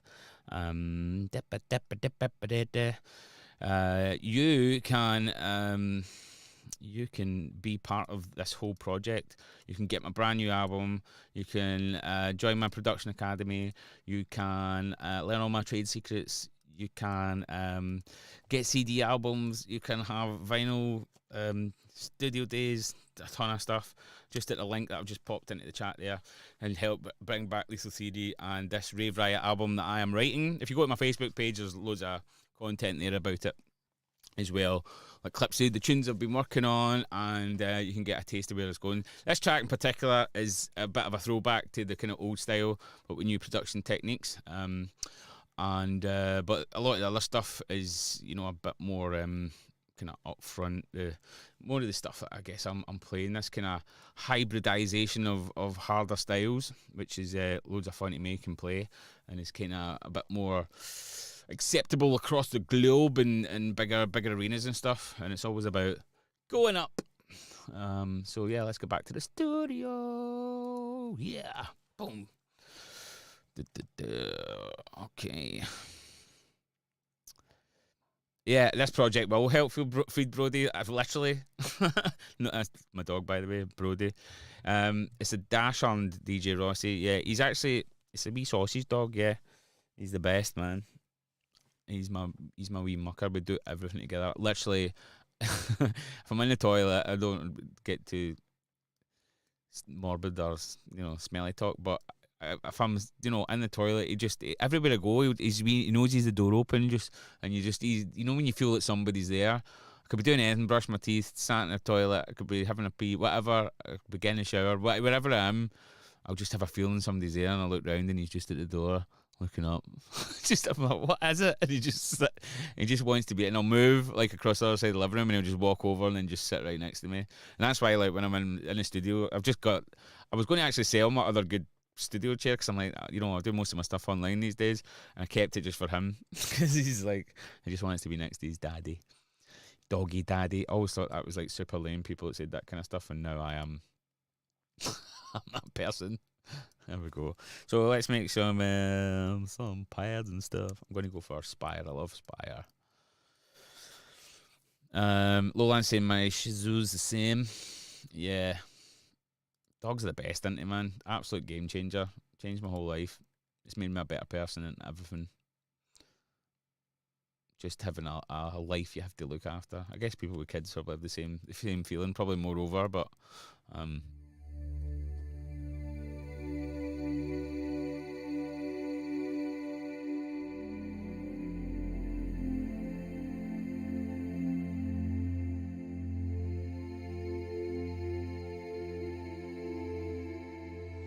that's quite nice. I quite like that, actually. Yeah, and when I'm thinking about sounds, I do pick sounds because they're just nice. But also, it's a weird thing that when you've been making music for a long time, I'm like subconsciously, it's not like playing in my head, but I'm like subconsciously thinking about the rest of the track, and you get quicker and quicker at picking the right sound. Like sooner, like when you're starting off producing, you're just like, oh no, this doesn't work. And it can be really frustrating. But again, some of the things I teach in my academy, as well as how to pick sounds and what's the right one to go for, etc., etc., etc., etc. We need to ditch the ones because they're not right.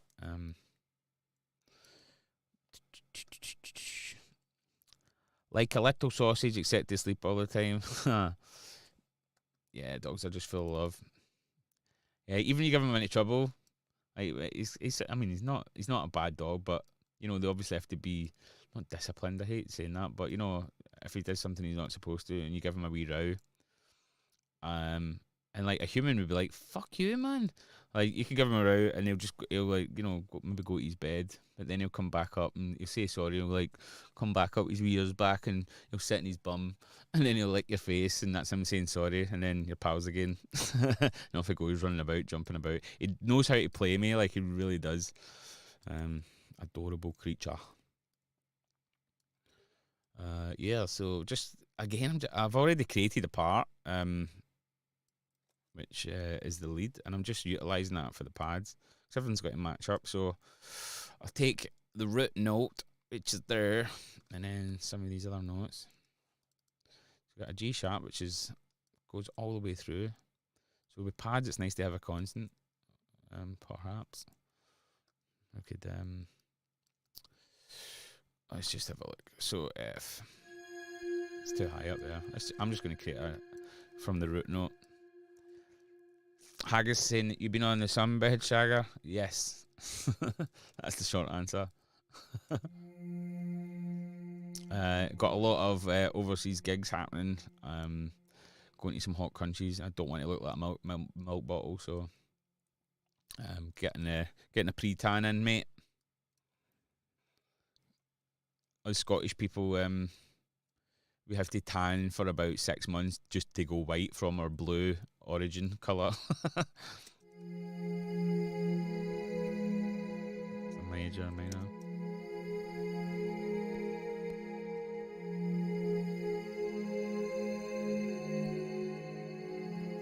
And a D sharp, would that be a major?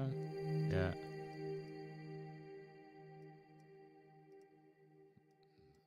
That'd be an era.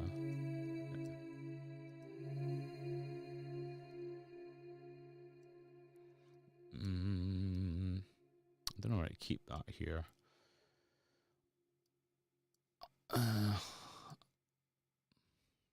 Sounded like someone from Edinburgh there, or like the posh part of Glasgow. I don't know where to keep that there.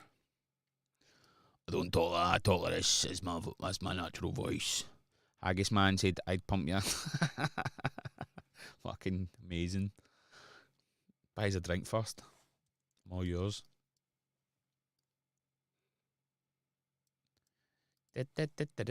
So yeah, just drawing in some notes because I'm mad like that. C sharp is just following these. It's a F. So I'm just putting in the fifths of the chord, and then I will go in, get the thirds and make it nice and warm and gooey. Noa chuchta. Noa chuchta. Chuchta, what a word. English people are like, what's a chuchta, mate? Chuchters are ND that's not for Glasgow if you're from Glasgow. It's weird.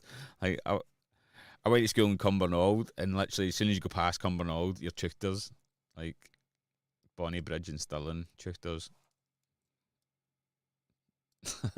So weird, like just how the accent changes when you go from like one place to another. Same in England, but it was weird. Like where I lived, there was Glasgow was really similar, and you got to Cumbernauld, and then it just changed. Everybody was like, "Oh, hello there." Bizarre. I find it crazy how like Liverpool and Manchester, how close they are, and then like how different they can be, and even mental accents. I find them crazy. Farquhar from Kirstofan, yes.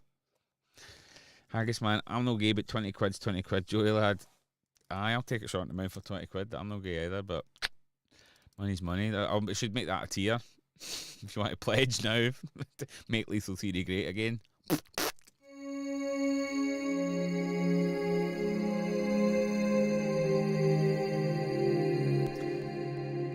Has too floaty for the quick changes. I could change the release time.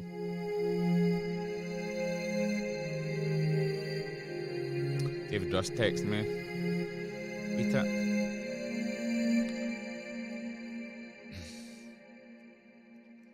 Got pure famous people texting me. Harassing me. Peace, famous people. Oh, that's nice.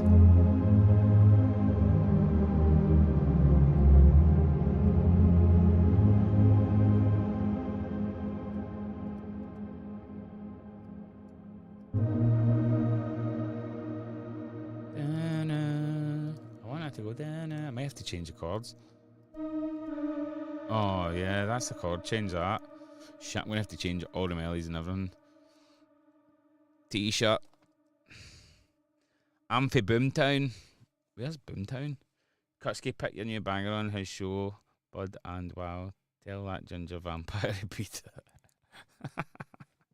Fuck's sake, man.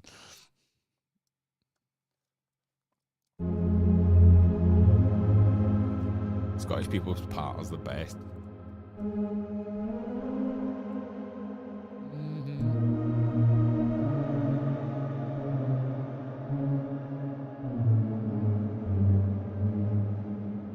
G sharp, how do I get to there with this fucking come back D. I'm gonna have to create a new ending because that.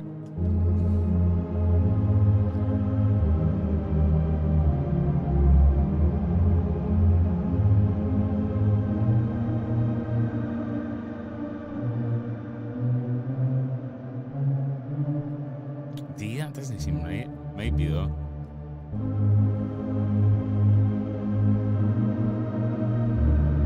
No.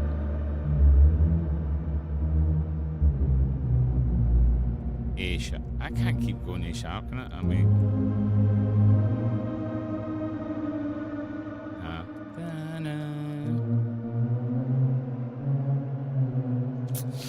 Fluffed it into. It's mad, 'cause sometimes you hear something in your head and then I don't know if it's going to work. What DAW am I using? I am using Ableton Live number 11. It is the easiest one to use in my opinion. I've used them all.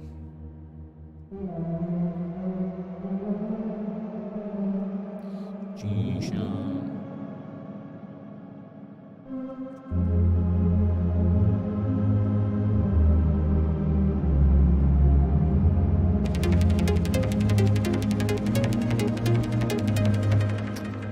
We've got a duffer in here. Got a duffer in here. It's great. You can highlight both parts so I can see where the wrong notes are really quickly instead of sitting trying to figure it out like an absolute banana hammock. So there's the offending culprit. It's the wrong thing I'm moving. Absolute.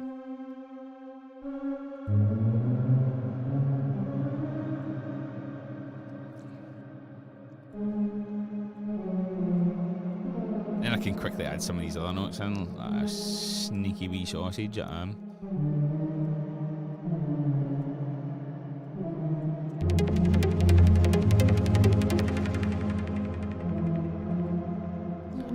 Oh, hello there, you just got there for me, pal. C sharp, let's go with C sharp, F.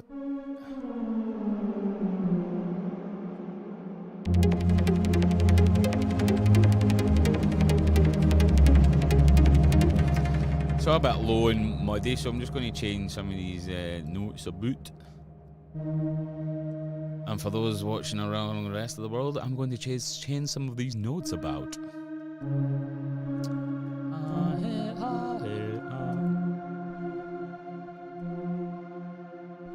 Make them all a bit higher.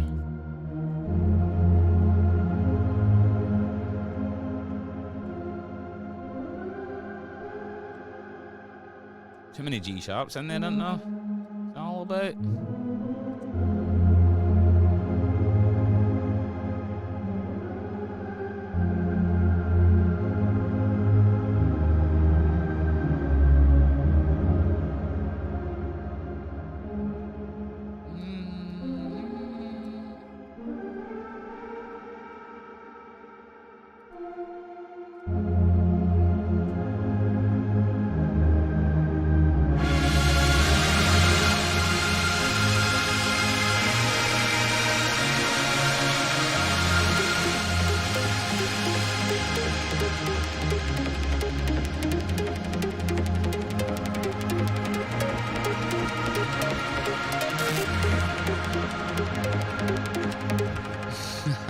Me and Haggis knew exactly what you were saying.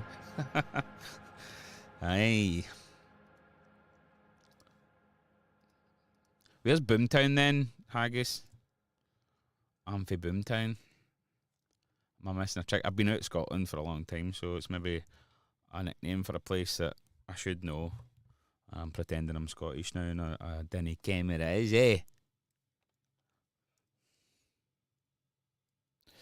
So that's Pad 1, Celtic 2.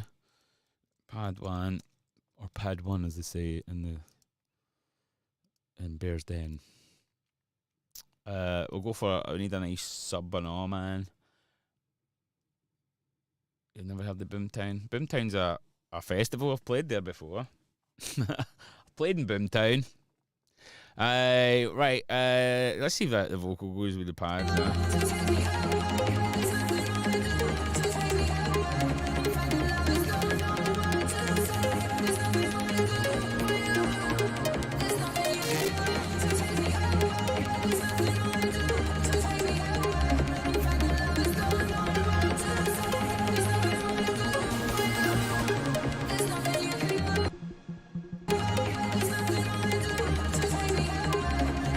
Just outside Edinburgh. I know, get that accent, you fuck, man. You're mine. Do you know what I love about when Scottish people type online? A lot of them type in Scottish. I do it sometimes, and it's really strange because when I could be talking to. Well, here's a good story. So when MSN was a thing, so it was a long time ago. When MSN was a thing, and remember you could have like different messenger windows open. So when I'd moved to England not that long, and I'd be talking to, say, you know, like some English DJs, I'd maybe have like 3 or 4 conversations on the go in different windows. Or as we say in Scotland, different windies. And I would be chatting to an English person and typing like in proper English, you know. And then I'd be chatting to a Scottish person in another window, like Mark Smith or somebody, and I would be talking like the way Haggis is typing, you know, like phonetic. Is it phonetically or in the vernacular? I don't know what the word for it is, but literally writing like how it's said, you know. So outside, get that accent to fuck, man, pure minging. Even when you read it, you say it in the accent as well, that's what I love about writing like that. So when I done the script for the Dave advert, I had to write it like that kind of way, but in like Cockney. So when like we done the voices, that we could, you know, say it properly, because you put on an accent when you're joking about, and then you don't always get the words right. So I had to write every single bit down. Rossi ASL, MSN downloading nudes. Nice sheep in my garden. Right, okay, so a pad's alright. I want something subby. I might even, it might be nice. Like some sort of bassy number. Yeah, what could we use, man? Let's go for Serum. Yeah, see? We'll go for Serum. Oh, I'm going to use, what amount of banks I've got. There's no need for that amount of banks. It's too many banks, man. I need some bass.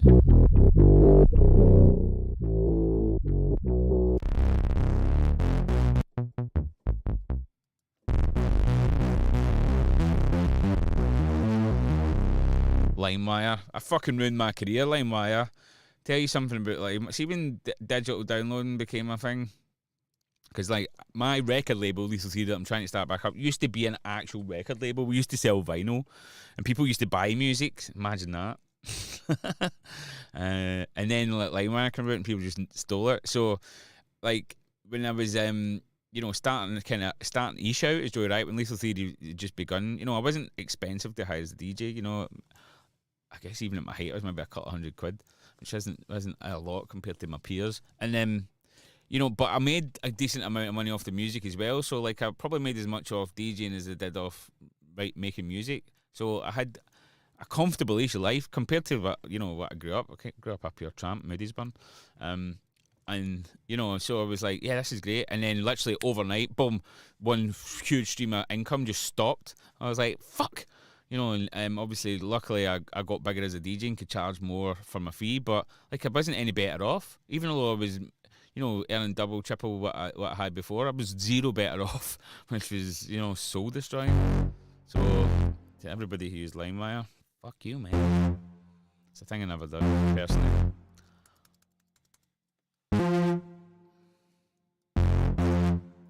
So, again, we're just following the notes that we've already created. That's too fast. Oh, fuck, Joe.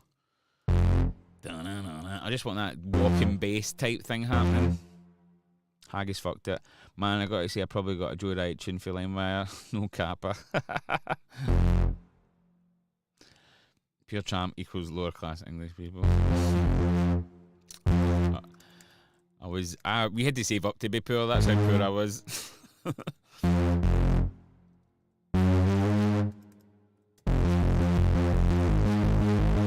I like that bass, man.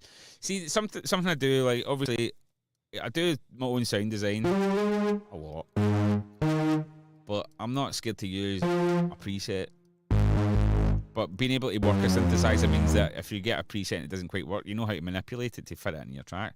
But if you get a good preset, like, why fuck about these people that say, oh, you need to make everything from scratch, you're not a real musician? None of them have ever had a career in their life. They've never been successful.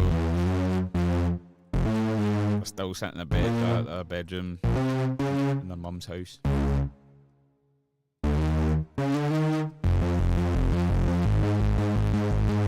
That's just good. It's good, and it's mad because this is from like a techno pack that I got relatively recently. I just heard that I can't remember where, online somewhere. Just like, oh, I do like a bit of techno, and just taking the sounds from a different genre, but then making the melodies or rhythms or patterns from another genre. You come up with something completely fresh sound. People are like, wow, how did you come up with that original idea? Like, I didn't.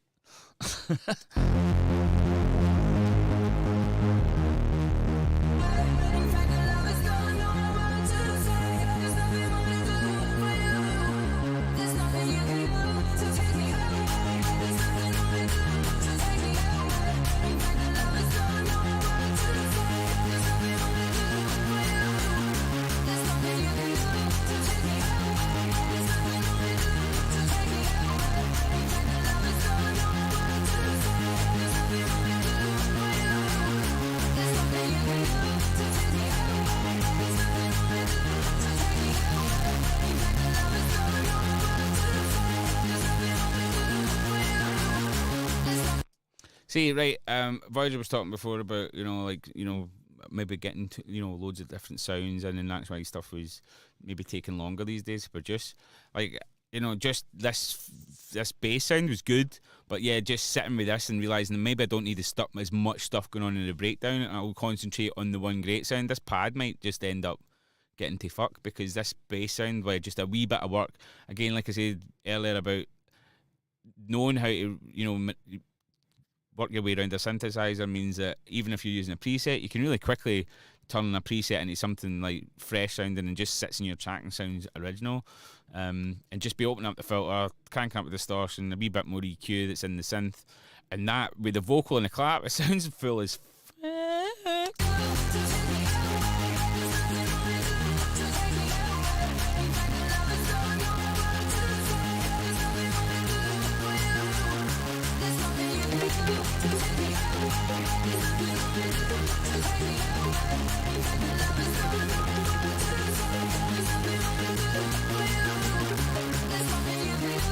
Needs a wee knocky kick, wee cheeky kick.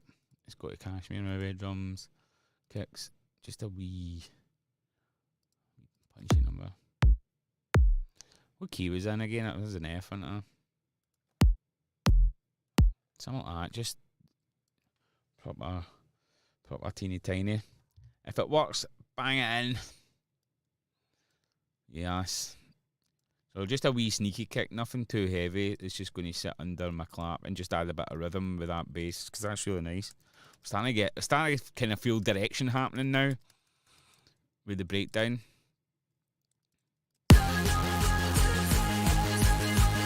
That kick's shite.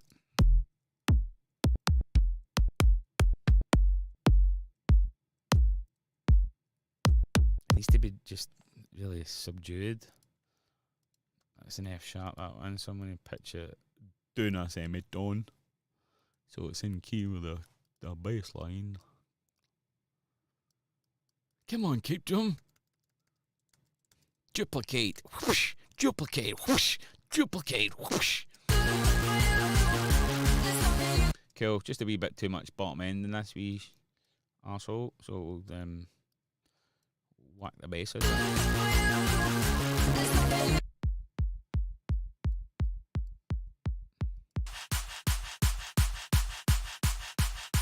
Don't know if it's the right kick either. It's no snappy enough. Tops kicks. Try to eat up my empty space.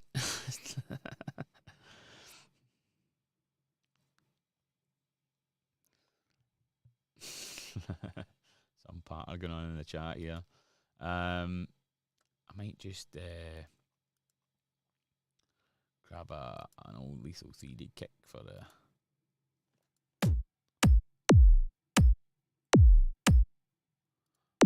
Oh, I've not used that one in years, man. It'd be nice for the drop, maybe.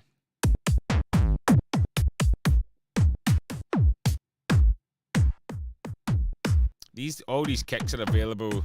These are ones that I made back in the day. Something like that. Yeah, available as part of the what do you call it, the whole Rave Riot Kickstarter campaign, Lethal 3D sample pack, which you can get on my hustlemusic.pro shop. But everything that I sell on there, all the sample packs and sound banks and everything, are cheaper if you get them through the Kickstarter. So go and grab a link, fucking sort yourself out. You bargaining that? Fucking yes. Much better.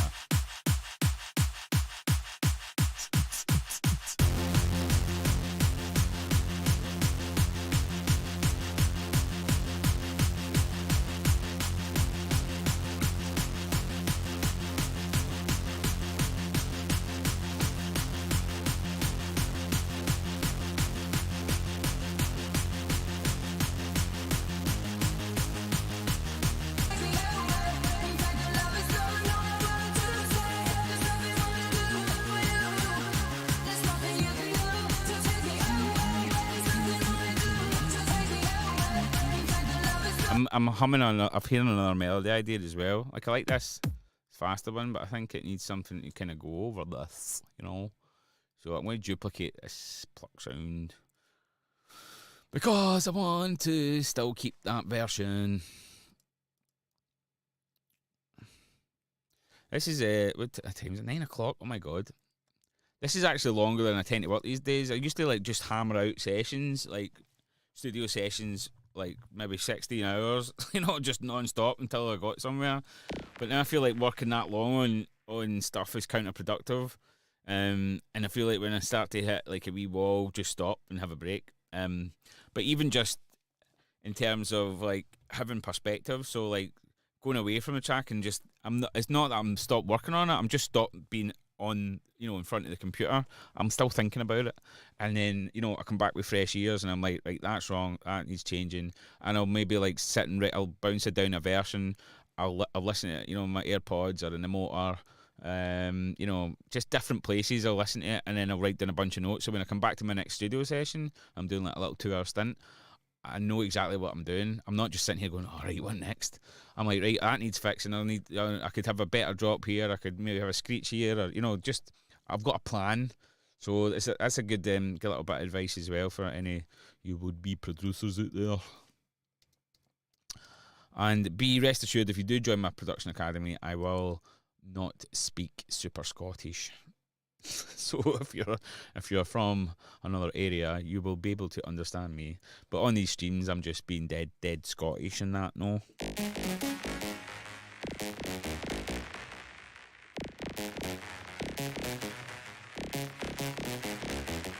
I've got an arpeggio on that fucking thing. I thought I took it off. Arpeggiator off. It's maybe not the sound for this, actually. We'll try it with this song. Duplicate this.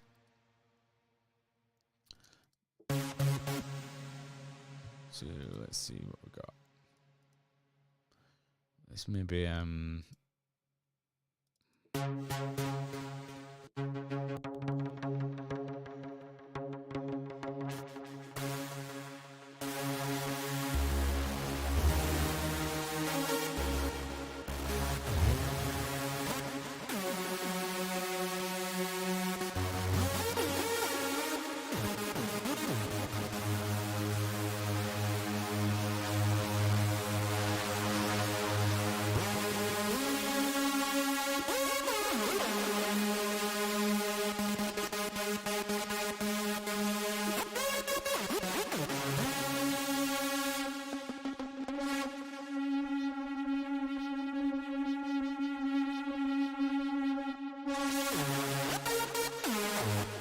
what you mean, Super Scottish, Big Chief?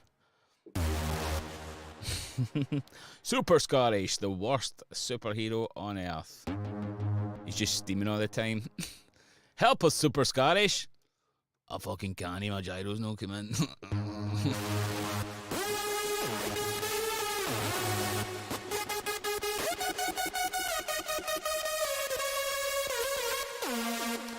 You're banging out some tunes now, Shagger.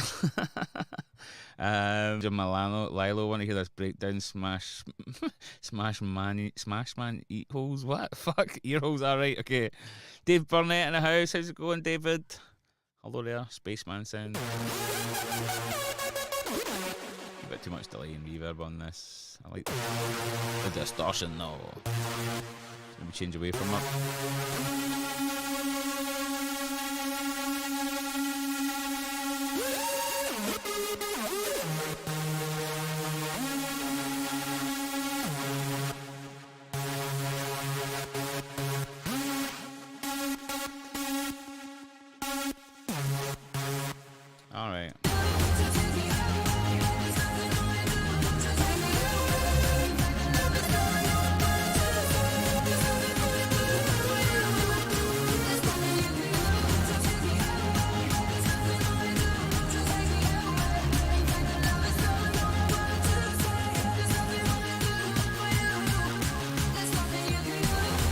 What's that big mad noise that keeps coming in? Just going, damn. Oh, that's what it is. What's going on here? I get that to hell and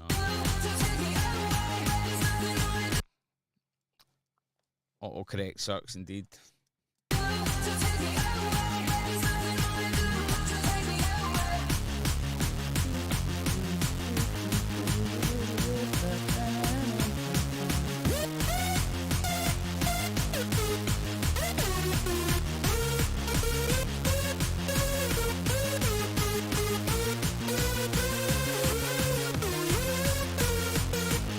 What can I do sometimes do melodies? I try to kind of hum in my head, but then also like I'm looking down at the keyboard here. I've got my keyboard, my MIDI keyboard in here. I try and like have a little play about with the keys and find out what ones work and what don't work, and then I kind of just hover my hands on them like a hoodie claw, and then I just play those notes until something kind of comes and happens.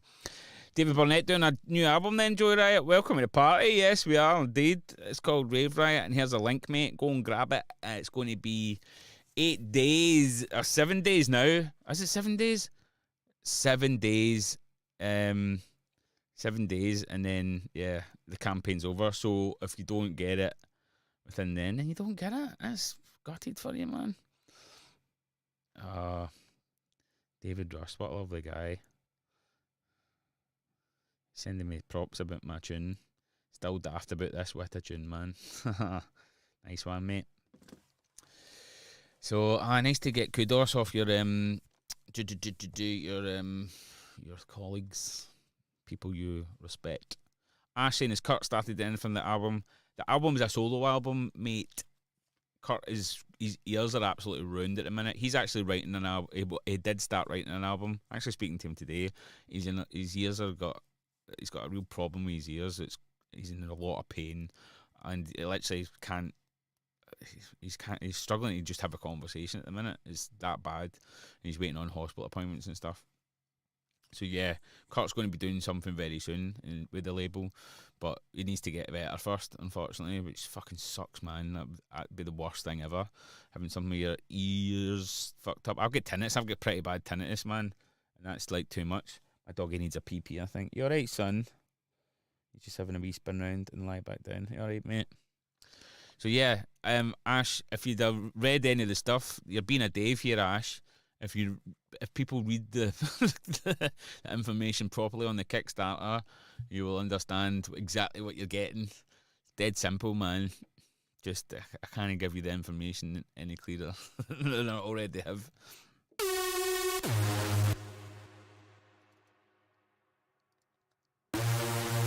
Oh, that's the wrong one, isn't it? It's, what am I on? I'm on this one. I don't like the square wave there. That's a bit.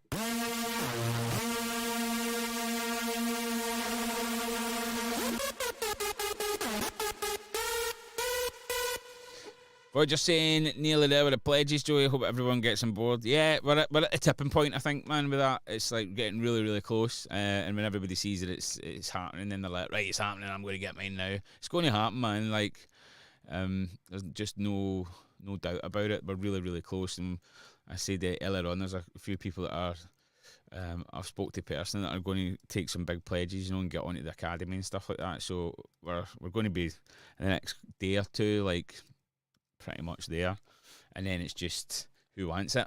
Who wants it? Come and get it. Do you want a piece of this action? Well, you can fucking have it. Just click on a link and it's all yours. Haggis is saying Rusty loves a dark club if any lights go on. Oh, fucking hell, man. Jesus Christ.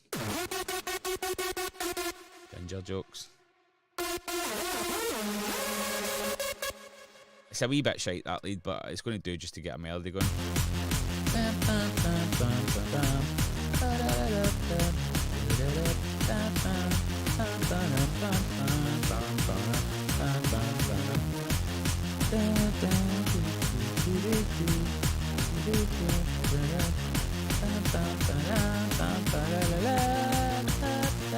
Excuse my terrible singing, but I'm trying to get a melody.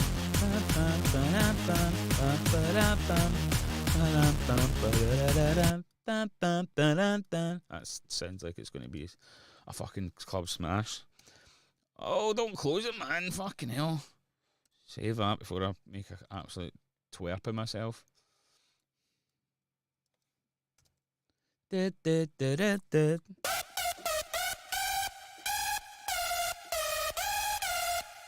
My wee dog's pure upside down again. The best melodies are just a few notes. You don't want to be going too far with a lot of them. Those catchy ones, Dance Styles the King, you kind of things, man. So we're going to start off it.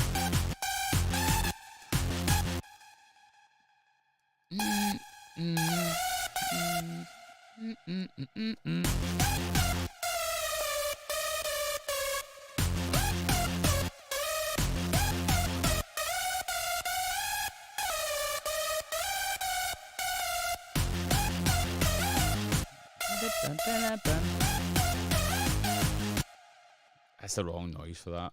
It really is. It's doing my head in. I've got the melody in my head, and then the noise is just pure pants. Let's just grab something that I know works. Actually, what am I doing? What am I doing? I've got my user libraries, which I keep like lead banks that I've used. So I'm just going to grab this one for now because I know all the layers are good. So why fucking buy it? David Burnett, how's it long it take you to make a track? How long's a piece of string, mate? It's difficult to say. Every track's different. I mean, I've been working here for time to start 7 o'clock, so I've been doing 2 hours, and we've got a bunch of ideas happening, but we're nowhere near a track. I could spend another anything from 3 or 4 days to a few weeks on a track, and if it's just niggly, it can take months. But I tend to have like a few projects on the go at once. Like at the minute, I've got I don't even know how many I've got. Too many. For the album, I've got 5 tracks on the go. Five, and my ideas folder is huge. I've probably got about 30, 40 ideas ready to go. Which is they'll not all become a reality. Do you know what I mean? But it's just good to have them ready. So here's a lead group from another track, which I know all the layers work. So I'll just ungroup that. So I don't have to mess about too much. See, there's all the parts there, so I'll just get rid of all them. Don't need them. I just need the sounds. Haggis Man saying, "Getting Up" was unreal, buddy. How long did that take? Thank you, mate. Yeah, I'm really, really proud of that one. Really proud of it. That was relatively quick. It took about 5 days. About that. And when I say 5 days, so doing 2, 3, maybe 4-hour sessions that I pushed, usually a couple hours at a time. And I try to, I'll say like 8 hours is a day's work on a track. So 5 or 6 times that, whatever that is. 40, 50 hours maybe. Yeah, so a good few hours. Because you're doing some hardstyle now as well. It's a mix of everything, yeah. I like to just take all the genres and put them together. David. Haggis Man, Donner Studio looks insane. It's decently studio, that, man. It's a interesting setup. He's got, it's pretty cool. You can't see my studio, but my studio is pretty dope as well. Voyager will tell you. I just have the background thing all hidden with my green screen. I don't know why I used to see all my secret stuff. My stash. Right, where's this? What do you need to see? There's all processing already set up and all of this stuff. And this is one of my own leads from my Silence Volume 1 pack. Ooh, 5 days during the fat hands. Yeah, there is actually pictures. If you've been subscribed into my mailing list, and you've been getting emails about these streams, and you'll see in my studio, because there's pictures of that in the emails. Actually, when I do the classes as well, I normally have another camera set up, like kind of up in the corner, which just kind of looks into the cockpit. Sounds like a dodgy club. It was actually a club. It was a club called that, actually, in Leeds when they used to play at Vibelite. It was Resident Vibelite. Voyager used to come at Vibelite. Do you remember that Voyager down at Vibelite in Leeds? What was that called again? That club. But there was a club across the road called the Cockpit.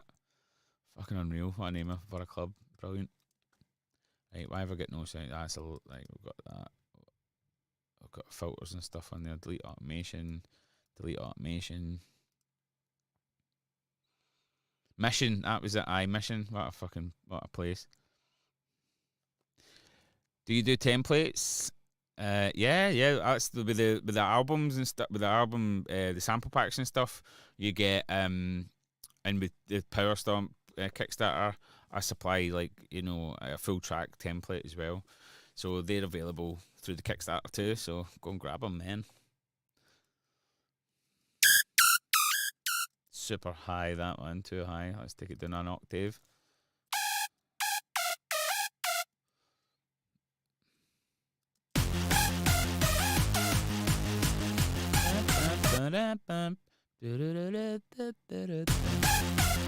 Still not the right sound, man. Is this silence? Aye. Let's got a preset I used in another tune. What is it?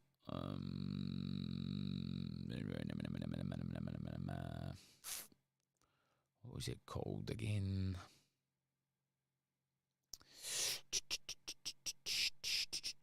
Element Square, is that it? I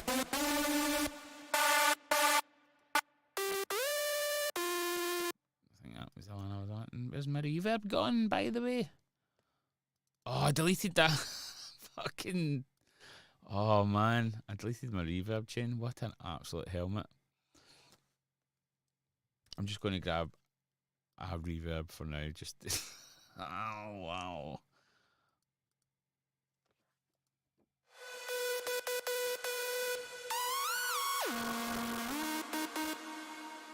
Keep an eye out for your stuff, Drew Riot. Well, there it is, mate. David, click on that link because, like, what happens with Kickstarter? Let me explain Kickstarter to people that don't know what it is. You pay for the product and service up front. It's like a GoFundMe. So it's like, I want to see if there's a support for me to do the project. Now, I have already started it. You can see I'm working on it now. But it's like, if you want it, you pay for it. And then I spend the hours and hours and hours, like I say, working on these tracks to bring you the very best product that I can. But that's why I start it before we've reached the target, because I want to give you a taste of what's to come and not just think, he's just promising any old shit. I'm literally going to make the best music in my life. Production-wise, I'm right at the top of my game in terms of where I've ever been. And I'm the happiest I've ever been writing music since, like, this, apart from, like, the start of my career, where I was just like, I'm like, pew, pew, pew, I don't give a fuck. It got too technical and difficult, and but now I'm in a place where I'm really comfortable with the technical stuff. I'm still learning every day though, but like, I'm really in a happy place writing. So if you pledge for the Kickstarter, you're going to get some special stuff. So yeah, click on the link, get pledging, you'll get an album or whatever you choose. There's so many good tiers anyway.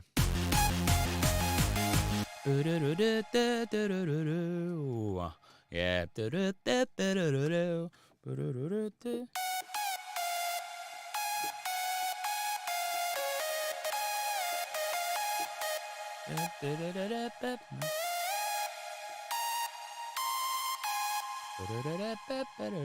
So yeah, I just kind of feel out the notes on the keyboard there, and then I'll kind of draw them in just to get it exact.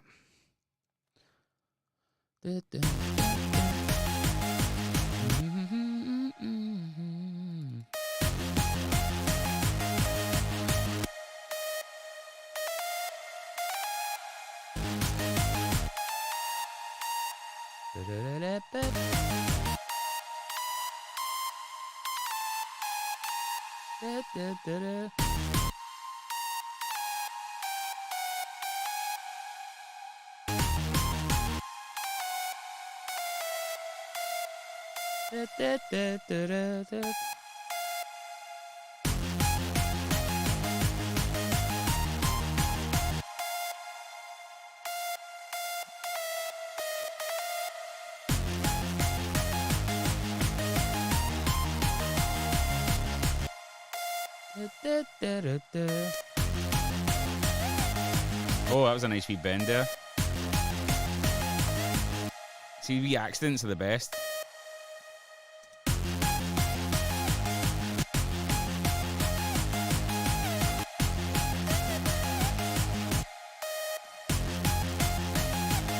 Yeah, I'm going to have to put some note bends in this. Well, I'm going to just draw them in rather than putting the little thingies in. So MIDI control, pitch bend.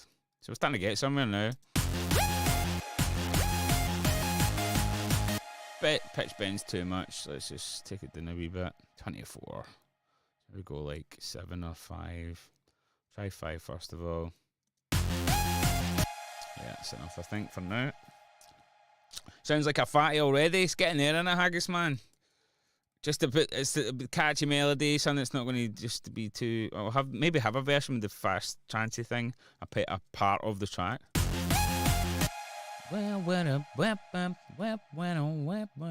Kind of the melody starts evolving in your head as well, and these little pitch bends make it seem a bit more organic. Like, the way somebody would play a guitar, they'd bend the strings rather than just hit them regimentally.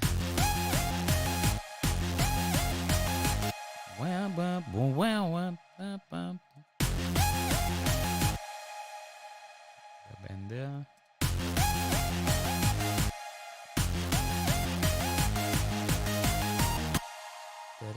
Yeah, this is getting catchy, man. I'm digging this.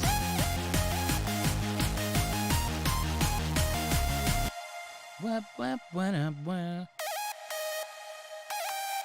that note there. See, some of the things when you copy like sections, you can just duplicate like parts.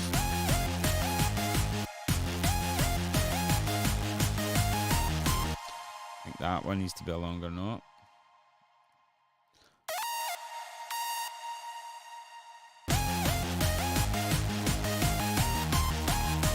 So that one. And I'm just like copying other notes rather than just drawing it in. I'm like, that's the length of that note, and I know where the bend is then, so I just need to like copy it, rather than like do it again and start messing about with the lengths, everything. It's a lot easier this way. Duplicate that.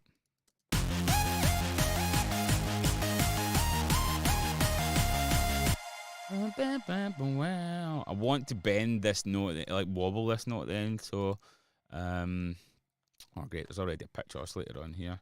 I don't know if it's a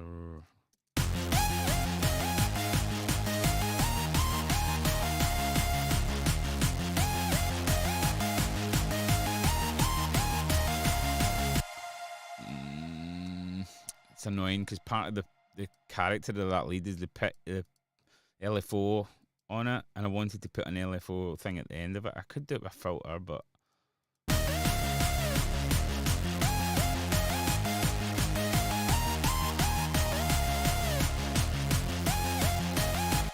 bam, bam, bam, bam.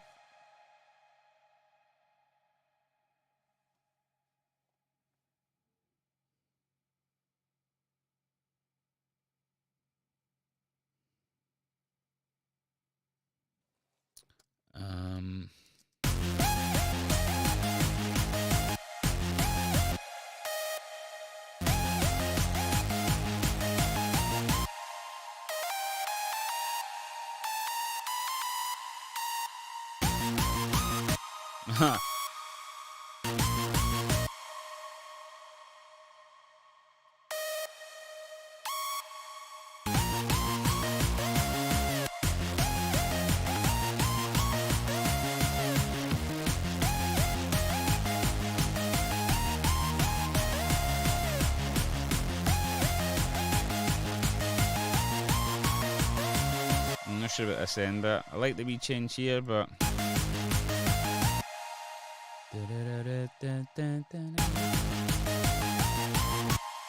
seems like it goes too high.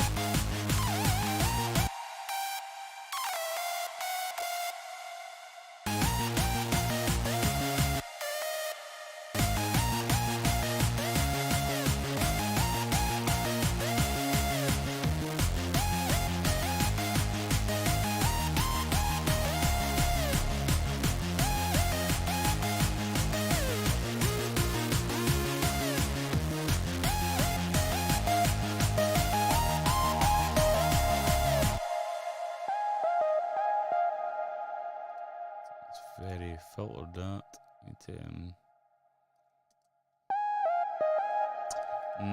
Maybe that's not the one to use there.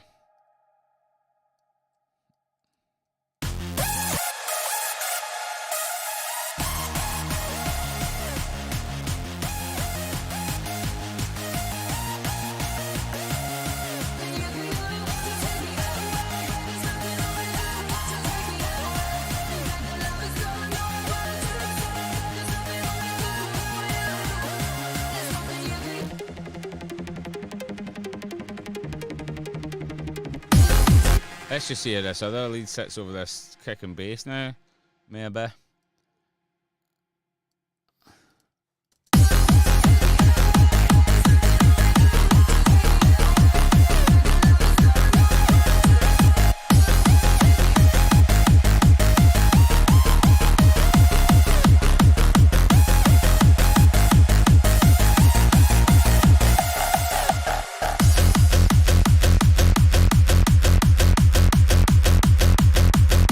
Yeah, definitely got something happening there, Troops, man. I'm going to call it a day though, because it's getting to that time. It's getting a bit late, and I've been going for over 2.5 hours now. I feel like I've got the ideas starting to come together. Still very messy, but this is the thing, is when we're talking about the attention to detail and stuff. Like, ideas are happening. I can see some of you getting a wee bit excited by it, which is great. But there's a long way to go. So the ideas coming together, this is more an idea session. There'll be a bit of sound design. Kick and bass was, something that spent a good bit of time on. And the leads are starting to kind of feel that the leads can go in a different direction, something a bit more chanty and catchy. And because the vocals decent, but it's not like super memorable. So I feel like it needs a bigger hook, something that's just going to people can kind of chant back. So let's just see what you're saying before I say goodbye to everybody. Night Viper's about to hit his wank chariot. Needs some pace for the deep heat. Rossi saying thanks, love that, nice one. What else we got? Blah, blah, blah, blah, blah. Eclipse is saying it's going to be a banging tune. Yeah, we're going to get there, man. I'm saying you're going to be back on doing back on before the Kickstarter ends.